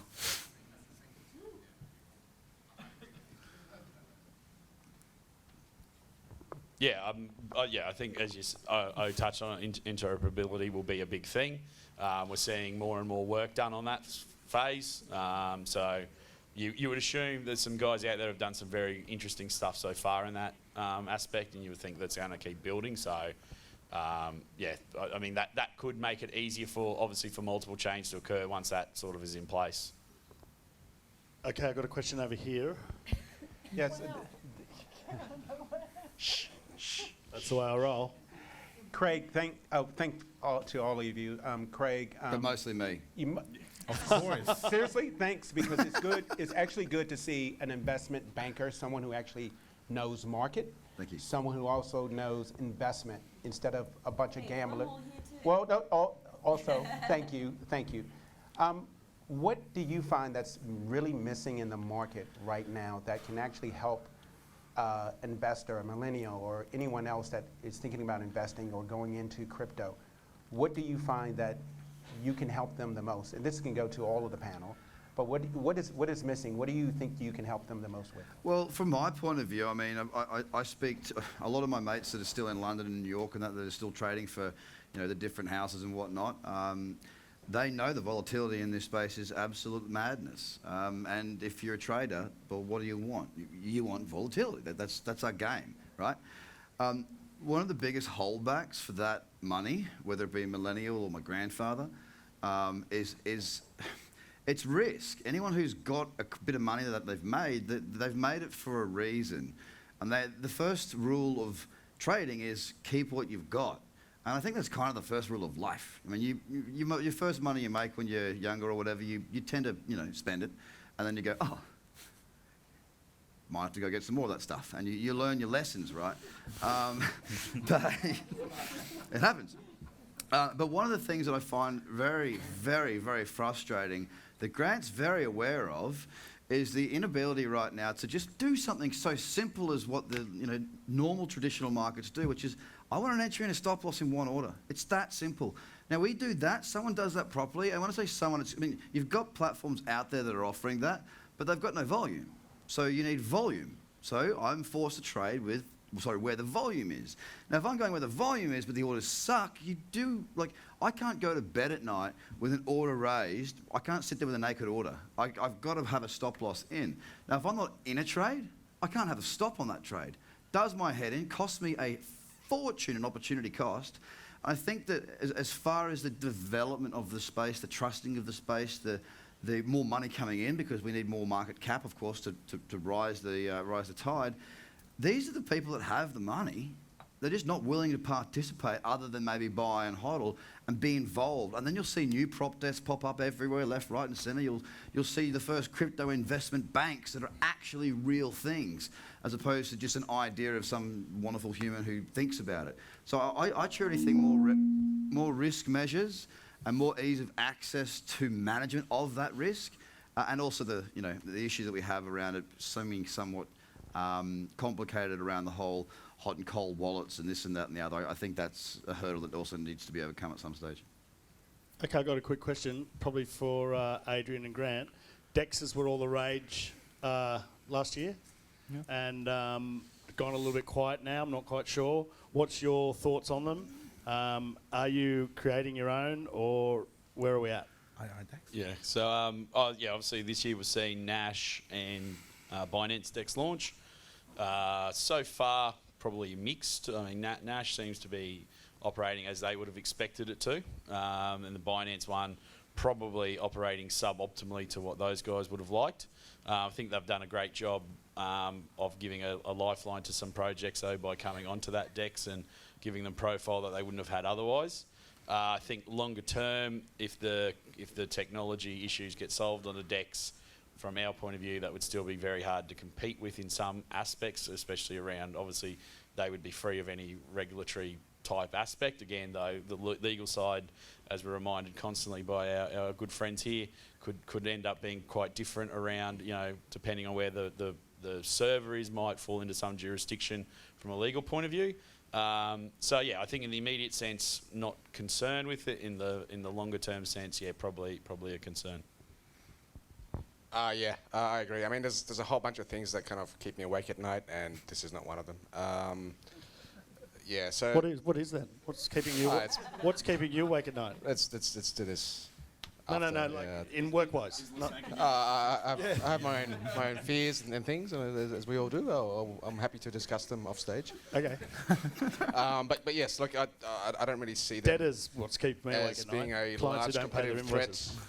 anytime soon. The market in Australia is very much retail. They tend to be a little bit hard to use. You can't deposit Australian dollars into a DEX because, well, they're kind of all over the place by definition. They don't hold a bank account. They're not registered with Austrac. Yeah, so I don't see them as a threat anytime soon, but potentially, like, once everyone's using crypto, maybe 10, 15 years from now, yes, that could be a thing. But right now, it's an academic thing. Okay. You're like a DAO. So, Adrian, a lot of exchanges around the world are setting up incubators, especially around the IEOs. Are you guys doing something similar? Yes, we are. Or As you know. As I know. Yeah, so okay, tell me more. About 6 or 7 months ago, we launched IA Ventures. It's Australia's only and largest blockchain accelerator, although someone in Melbourne corrected me on this yesterday, so maybe I'm wrong. There might be one in Melbourne. But we're definitely the biggest one in Sydney, and if not Sydney, we're the biggest one in North Sydney. What specific I'll suburb? take that. The only one in North Sydney. I hope so. I hate being wrong, but yeah, it's possible. Okay, we're the biggest one on level 32, 100 million. I was going to say on Walker Street. In fact, you've got the whole floor anyway, haven't you? Yeah, so we've been really, I guess, working hard to grow the ecosystem here in Australia to help other companies that are kind of working on things in this area, in this space. We've got a whole bunch of partnerships with law firms, with AWS, accounting firms, so we can kind of help any young company that's building anything in the blockchain space to kind of grow, and we're also in that area, so we can give them our own advice. We've learned a whole bunch of lessons over the last 6 years, so you know we're all about growing this space. Great. So, what's happening in the market at the moment? Grant, trader. Alts, top 10, top 20, killing it. Why's that? Sorry, they're all dead. Where's Rob? Sorry about that. Just the trends are killing it right now. You know, Bitcoin's going sideways, and you know it's the Bitcoin dumped. You know, yeah, I know it dumped, but it was going sideways until 4 hours ago or 5 hours ago, whatever it was. Got wrecked. What's going on now? What's going on, Rob? This second. Yeah. Oh, that hurt. But yeah, basically, can you still hear me? Yeah, so the alt markets have started pumping and really trending very, very well. I've been covering them for quite a while. And it's not, like when I say covering it, I get all sorts of, you know, wonderful human beings that sit behind computers that have wonderful opinions that, of course, I give two shits about. But a lot of people are always asking, when is alt season? When is alt season? Will we ever get one again? Who knows? But just follow trends. You know, like we saw the Ethereum led the charge with a higher low to a higher high. Sat there, watched that. Then after Ethereum, well, EOS, it was actually EOS first, Ethereum. Then we saw XRP kick on for a couple of great big moves. Most of your top 10, apart from Binance and Bitcoin right now, are so tradable, super tradable. That pullback that we saw tonight, or this afternoon, sorry, I was in transit coming back from the same thing in Melbourne, which is always a great time. If you ever want to know when to trade, make sure you know what events I'm at and when I'm on aeroplanes, because it's typically when the best trades set up. But dead set, I've had enough. I'm not coming back to any of these bloody things. They cost me too much money. But the pullbacks that we see in that equilibrium zone are opportunities to buy. You don't want to be buying when it runs off. You don't want to get FOMO, and that's comes back to the 3 points that DJ asked me before about what you need as a trader. So the alts are where it's at right now. I'd love to see nothing more than the Bitcoin to sort itself out, hold 10,000, move above 10,000, and let's, business would be a hell of a lot easier if I finally got to do it in a bull run. Grant, anything to add? Yeah, I mean, I think the move in Bitcoin, though, has been a bit concerning recently.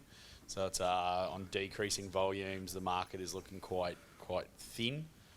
So from someone who, part of my trading is I read the tape. So literally looking at how bids and offers and how the market operates at a very micro level and understanding that. So from that point of view, the market has started to look a little weak, in my opinion.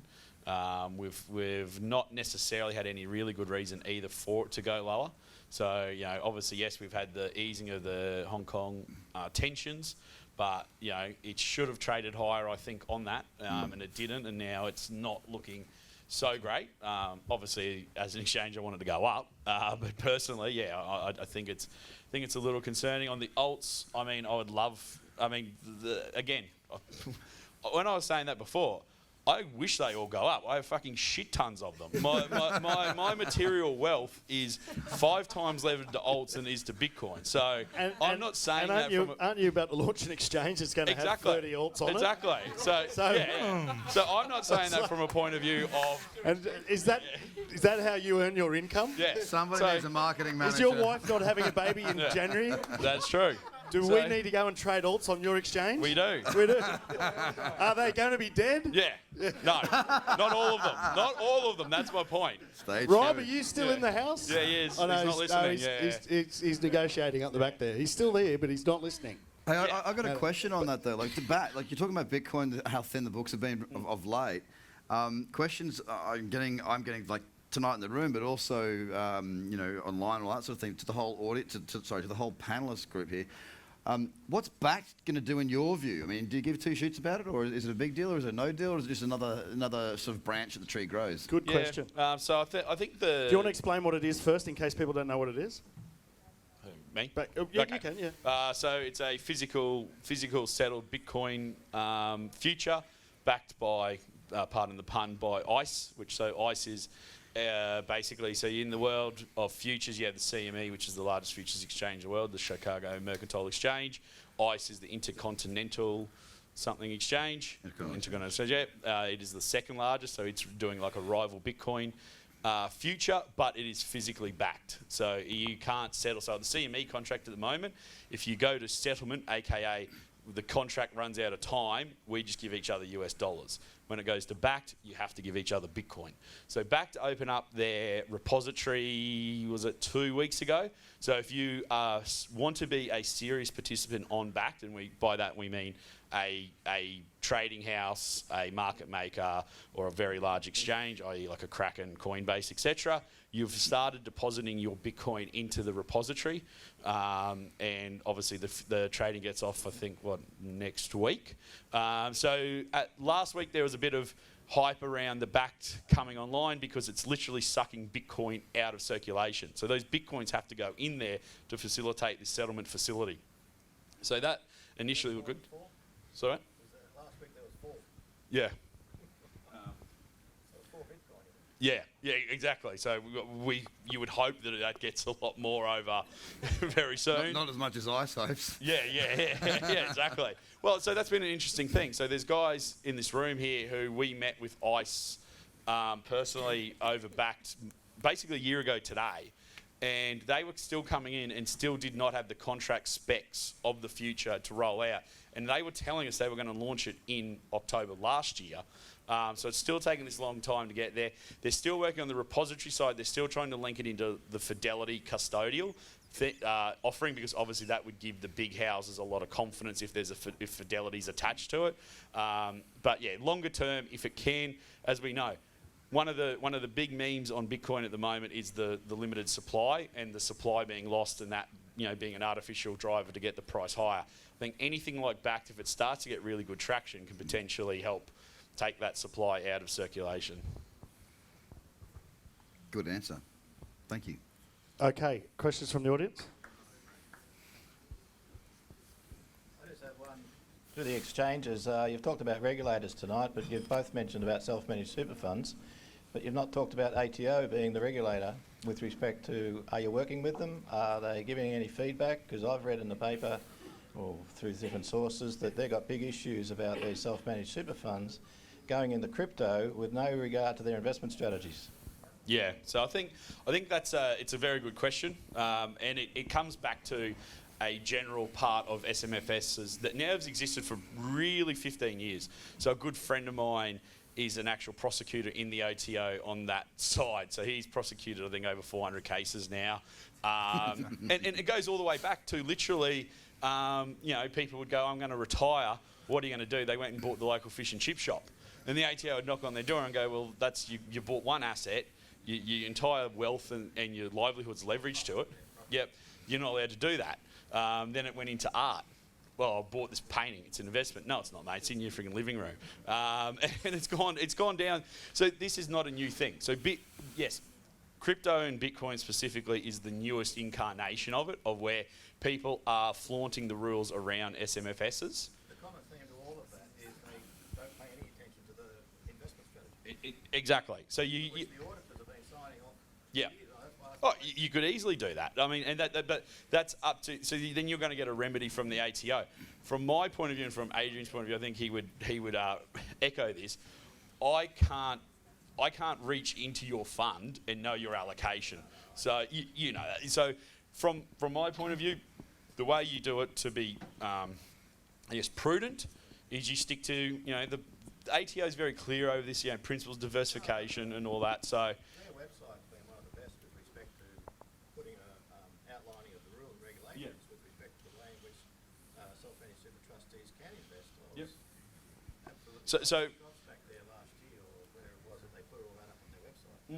So from our point of view, I mean, again, these guys have done a very good job at it.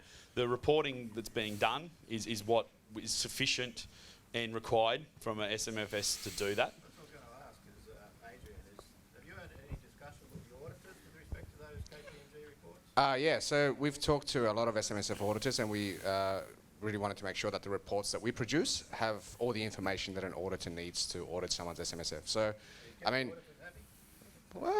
are auditors ever happy? They're pretty, they're not the most fun bunch, but yeah, I think we've kept them if they went to the IR satisfied. We've kept them quiet. But I mean, look, we don't tell people what to do with their money. We just want to make sure that we provide them with the best way to invest into crypto, right? And we don't enforce that they do things the right way. It's really up to them. So the S and the M, you know, those stand for, you really got to manage your own super if you're running your own SMSF. So we don't enforce anything on the people running SMSFs. But yes, we do talk to the ATO a lot, probably more than we would like to. Okay, great. Let's move on from the ATO. I've got a question here, then one at the back. I don't like that topic. It makes me very uncomfortable. What's it? Yeah. ATO. Yeah. ATO, that shit. Stay away from it.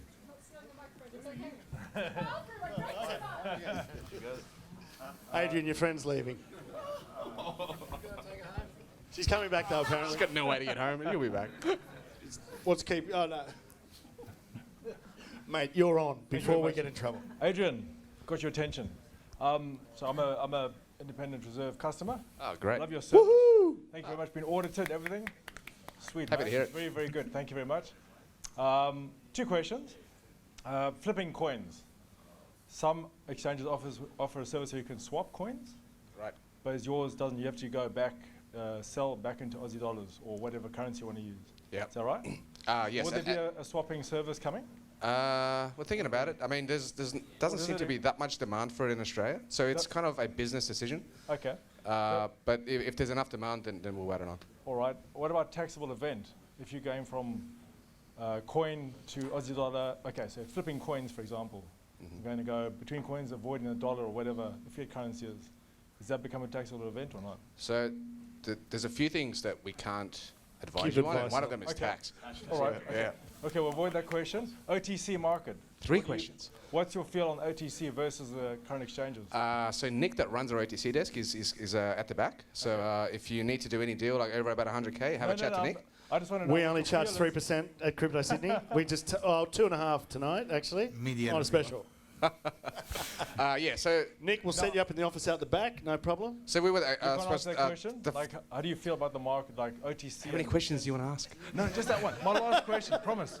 4 questions. Because OTCs, obviously those are the big boys. He's a customer, mate. He can ask as many as he There you wants. go, thank Do you you. want to use our Always support right, screen? son. Come on, Adrian. Teach you all the time. Come on. I wasn't sure what your question was. My Sorry. question is, OTC, isn't it a different market to the exchange market? Yeah, The so mainstream people are playing in the exchanges. when you do an is big OTC bucks. deal, like we reach out to liquidity providers all over the world. So we make sure we offer you the best price that you'd be able to get, I suppose, on a deal. Usually it's over 100K. Anything under 100K, you're probably better off just using your order book. But anything over that, we will make sure to get you the best price that you'd be able to get in Australia. So I need to give you another beer. I can't, you know, my question is... 5 questions. No, my question is, OTC market, is it a different market? Are you feeling there's more... Oh, right, So okay. I'm saying there's like a drought see. in the OTC market for Bitcoin versus... So Nick can give you the stats, but I think we do about 10 to 20 mil of OTC each week, and it has been increasing. Oh, sorry, there was. Good man. I knew there was. Here you go. Question? Okay, question up the back here. 5 questions. Hello. You're on. There's a bunch of us here who maybe receive our wages in cryptocurrency, or we're interested in investing. There's a couple of exchange representatives on the stage. How as users do we determine what's the most secure exchange? So every exchange is going to tell you they're very secure, right? And that's why I'm asking. We would also tell you that. But you need to look at, I suppose, what other parties have put their name to the security of this exchange. So I think we're one of 2 exchanges that are gold certified under the Blockchain Australia, the Code of Conduct. So that involves a whole bunch of things that were audited that basically make sure that we handle client. Basically, it's almost like an AFSL. It's obviously not an AFSL because ASIC didn't want to issue that, but it's almost like an AFSL, and it's been audited. We're also being audited by one of the big 4 right now. Also, we have insurance from Lloyd's, and to get that, they went through all of our processes with a fine-tooth comb. Everything you can think of, they went through because it's our risk that they're underwriting. So because this is an unregulated space, you really need to do your own research, and these are the things that you should look for. Great. Grant, you got anything to add? Pretty much just echoing what Adrian said. I mean, most of it you can't actually verify anyway. Like, you know, unless you come into someone's business that you can only take for, you know, at face value what they're actually saying they're doing. We also have insured custody, so our wallet manager's gone through the same process that Adrian and the Independent Reserve team has. I think other than that, mainly, I think it just comes back to, do you think it looks legitimate? Do you think it feels legitimate? As Adrian, I think before he said some good things as well, like, you know, around, you know, do you have do you have Australian bank accounts and things like that? Are they actual, you know, things? All those types of things I think are important. I think the fact, you know, again, Adrian made a comment last night. The fact of the matter is, him and I sit up here, and you can fucking punch us or shoot us or whatever you want. Like, yeah, please don't. But if you wanted to, you could. No, you can if you want. Yeah.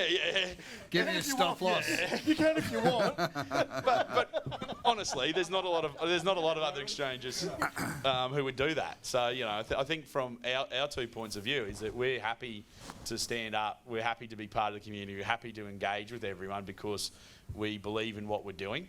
We think it's pretty legitimate, and therefore that's why we're here. Yeah, exactly. You don't see any. I don't even know any other exchanges. Who are they? Where are they? Have you seen them? No, I don't know either. Well, I think one of the things that you've been raised here is about trust, and I think that's one of the things that I think is really important in this space in terms of getting that legitimacy, is like to have that trust, and that's why it's great to see, you know, the founders of 2 exchanges here. There are a lot of people who are hiding behind veiled curtains. You just don't know who they are, and I think what everybody needs to see is more trust in this space.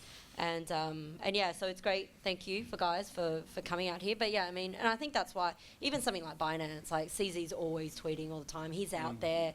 Again, it's his image, yes, but at the same time, it's also giving credibility to his company.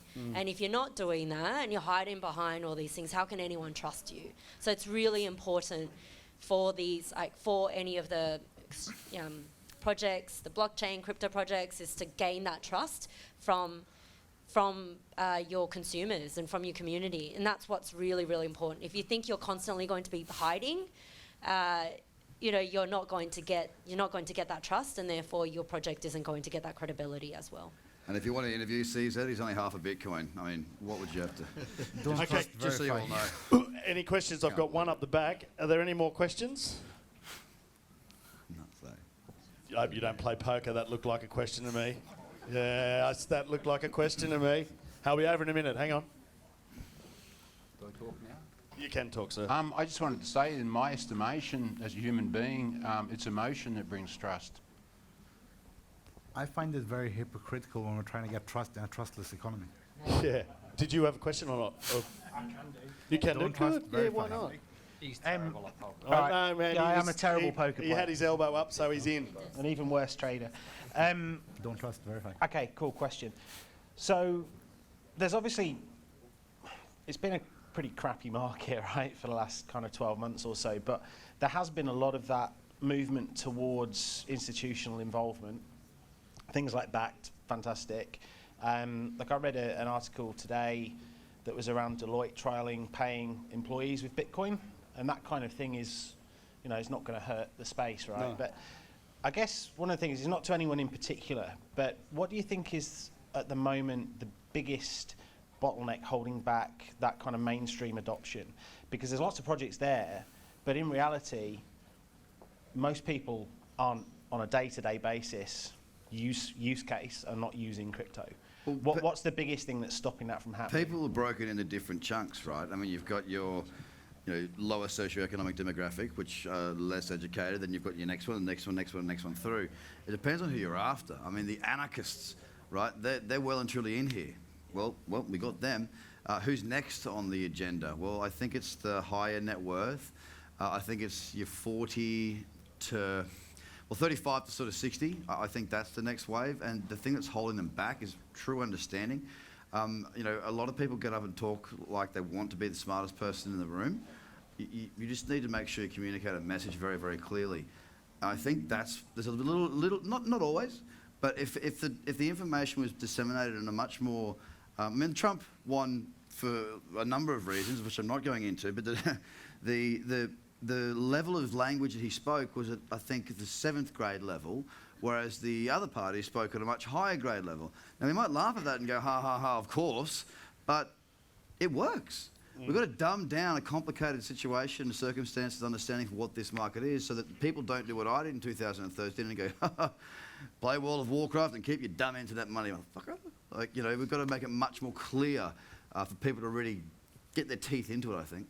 Anyone else got I know Lucy will have a comment on how we're getting it. Adrian? Just a quick one. Key management. Yeah. I think that keeps a lot of people away. This concept that you can lose your money. Everything. Like you can't ring up ComSec and go, oh, I didn't want to send the CBA shares to that person. Can I please have them back? And they're like, of course, sir. So I think, we need to get some type of retail simplicity. Yeah. Yeah, so besides that communication play, I think, away from all that technical jargon, if you're reaching out to more... ICO, IEO, DLT, yeah, CT... you have to explain all that. Because, if you want the mass market, they're not going to know what that is. And so even a lot of projects, they're not even saying blockchain as part of their projects anymore because it's complicating that and it's confusing a lot of people. So instead of saying all that technical, they'll just say, this is what it does. But it's not even saying it's run by blockchain sometimes. Like a lot of people aren't using that in their projects. That's what I've heard from a lot of founders. They're using their technology, but they're just saying what it's doing, but they're not even explaining it as blockchain because people have that perception Too complex. that it's too complex, And until we can get past that all that technical jargon, let's de-jargon all this, improve the communication, that would be a lot clearer. I think the other thing is user management. And design. So one of them is the key. Can everyone be accountable for all their money themselves? My God, the amount of times where I've forgot my password for majority of my things, and expecting that if I've forgotten my password, I can ask someone to then tell me what the password is. If you lose your private key, you're done, you know? That's it. So that's really, really tough, I think, for a lot of people. So that's definitely something I think is really complicated. And the process of getting crypto is also hard, you know? Like here you can just go to just opening a bank account, and then that's pretty easy process. You can just open up an online bank account within 5 minutes now online. What about the process of getting on board to crypto? Oh my God, you have to spend 1 or 2 hours with someone who actually knows to tell you what every single step are, and then you got to set this up, set that up, and then do this and link it to that, and do this and something else, and wallet that, and it's just too hard. So that's also another reason why there's a bit of complication and why adoption hasn't come. So until they improve the communication, the design, and solve for the password, I guess, issue, key management, I think that's when you get more people in the space too. Comes back to your question about the entrepreneurs in this space. Education, mate. Educate. So, more questions? There's one over here.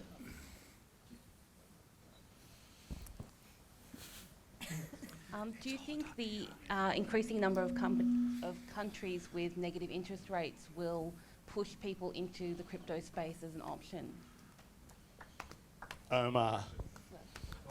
Yes. Yeah, absolutely. 100%. Yeah, so I suppose one of the big things missing in crypto is right now is earning interest on your crypto, and there's a few companies trying to innovate around this right now. There's a company called BlockFi in the US that's, I think, offering about 8% interest on the crypto that you have with them. So it's beginning to happen. So most people kind of expect when they give their money to an institution they will earn a return, but in crypto that hasn't really happened yet. So this will be the next innovation in crypto, like earning interest in your crypto and accepting that there's a risk involved when you earn this interest. This will be a very exciting thing over the next 2, maybe 3 years. Imagine paying interest and taking the inflation hit as well. Yeah, but It's going to be so beautiful. But the two things drive people. It's fear and greed. If people are fearful because they're forced into a situation with negative interest rates because of the property market falling, everyone's losing their jobs, all of this, do we really think people are going to be ballsy enough to actually go, oh, let's risk it all and go into something new, or risk a portion? I disagree on that. I think that's a really when they big have thing. nothing to lose. I mean, right now everyone's Do comfortable. they? I Everyone's don't. comfortable. I've got cushy, 2 and- kids. But why would you use Bitcoin right now in Australia? I mean, why would anyone? We have banks. I tap my phone. I haven't held cash in the last 2 years. I mean, I'm too comfortable. But go to anyone in Venezuela and ask them, why would you need cash, or why would you need something else? And they'll give you a different answer. To us, we're way too comfortable to actually worry about these metaphorical third world issues that we act like we relate with to look cool on Twitter and Instagram. I mean, the reality is we don't know what discomfort is. And once this shit starts actually hitting us, and there is no, exactly, you said you have kids. When you have to think about the next 10 years of taking care of your kids, do you really want your money being eaten away? I mean, you're a trader. You're all about increasing my money. Of course, but I'm also not the general public. And the general public, again, they're a simple bunch. We all are a simple bunch. actually We it. are That's very driven by true. fear, and we are driven by greed. And if people are fearful, they do nothing. And it's the same within markets. If markets become unstable, if there's not certainty in the market, markets become unstable. And markets tend to, when there's uncertainty, they come off. Volume diminishes, and that's just the pattern that goes forward. So I think we've got the solution, and I'm sort of not being an asshole by trying to get in the way here, but I think that maybe in 3 or 4 years, we need more people to know that these options are available, but they're also safe. That's the biggest I actually agree with you. When I felt unsafe, I didn't go to Bitcoin. I went to gold. Yeah. I got rid of cash and went into gold. I mean, I was like, what did I go to? I'm Traitor. scared. Traitor. Okay. Okay. There's a question down the front here, and then we might wrap it up for the night. All right. Just respect about the platforms that do earnings, like interest earnings. Yep. Some platforms like MCO, Crypto.com, or Crypterium, or the new one from London, Sales, I think so. It's not available now in Australia, but I think in London it is. You can have some funds in there. You can earn some, I mean, it's not too much, but like 6% or 8% if you have the MCO token or whatever. But I think these new kind of apps or online banks start changing the game, because I think maybe it's gonna be the first step, like to change the cryptocurrency to fiat money, at first, and then spend your money to a coffee or whatever. And what's your opinion about that? Like this kind of, I don't know, online bankings that you have fiat cryptocurrency, and you can start to spend your money in a fiat way, but with cryptocurrency. Yeah, all these things are coming. So there's a whole bunch of people working on a whole bunch of apps that do exactly what you said. We know quite a few of them. There's maybe a couple in Australia. There's a whole lot in Europe and Asia as well. So I think what you're talking about is maybe about 2 years away. That's how long it's going to take to really develop and get a little bit more traction. But it's definitely happening, and we're really seeing it. Okay, great. Well, I want to wrap it up for the night. These guys are going to stick around so you'll be able to ask some more questions there. Firstly, I want to say a big thanks to these guys here, StartCon. They host us here every month and do a fabulous job. They also film these nights so you can always watch them again. So big round of applause for StartCon. And that's Tom in the far corner. StartCon is Australia's largest startup conference, and it's on the Friday the 22nd and 23rd of November.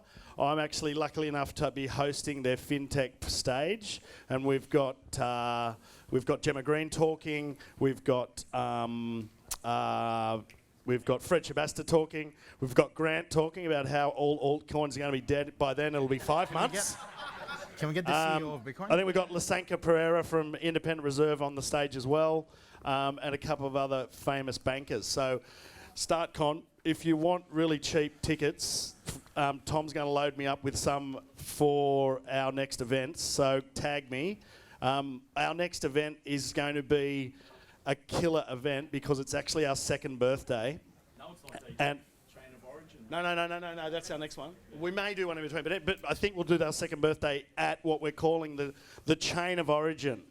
We're going to have a team in Queensland and a team live on stage here, and we're going to telecast in. So we're going to have two meetups happening at the same time. Grant's going to be in the Queensland team. Who else is on your team? Oh, Lucas Cullen's on the Queensland team of Bitcoin. On CSW's flying in as well, yeah. So, yeah, 12th of November, get in your diary. It's going to be pretty crazy. We're going to be doing a Chain of Origin debate and, dual simulcast, live via satellite setup. Okay? Okay, good. And thanks tonight. Big round of applause for our guys that have taken out all their time. Thank you, sir. And thanks to Jonathan from ASIC, and thanks, Nick, from Blockchain Australia. So, well done. Thank you very much. See you on the 12th of November. Thank you.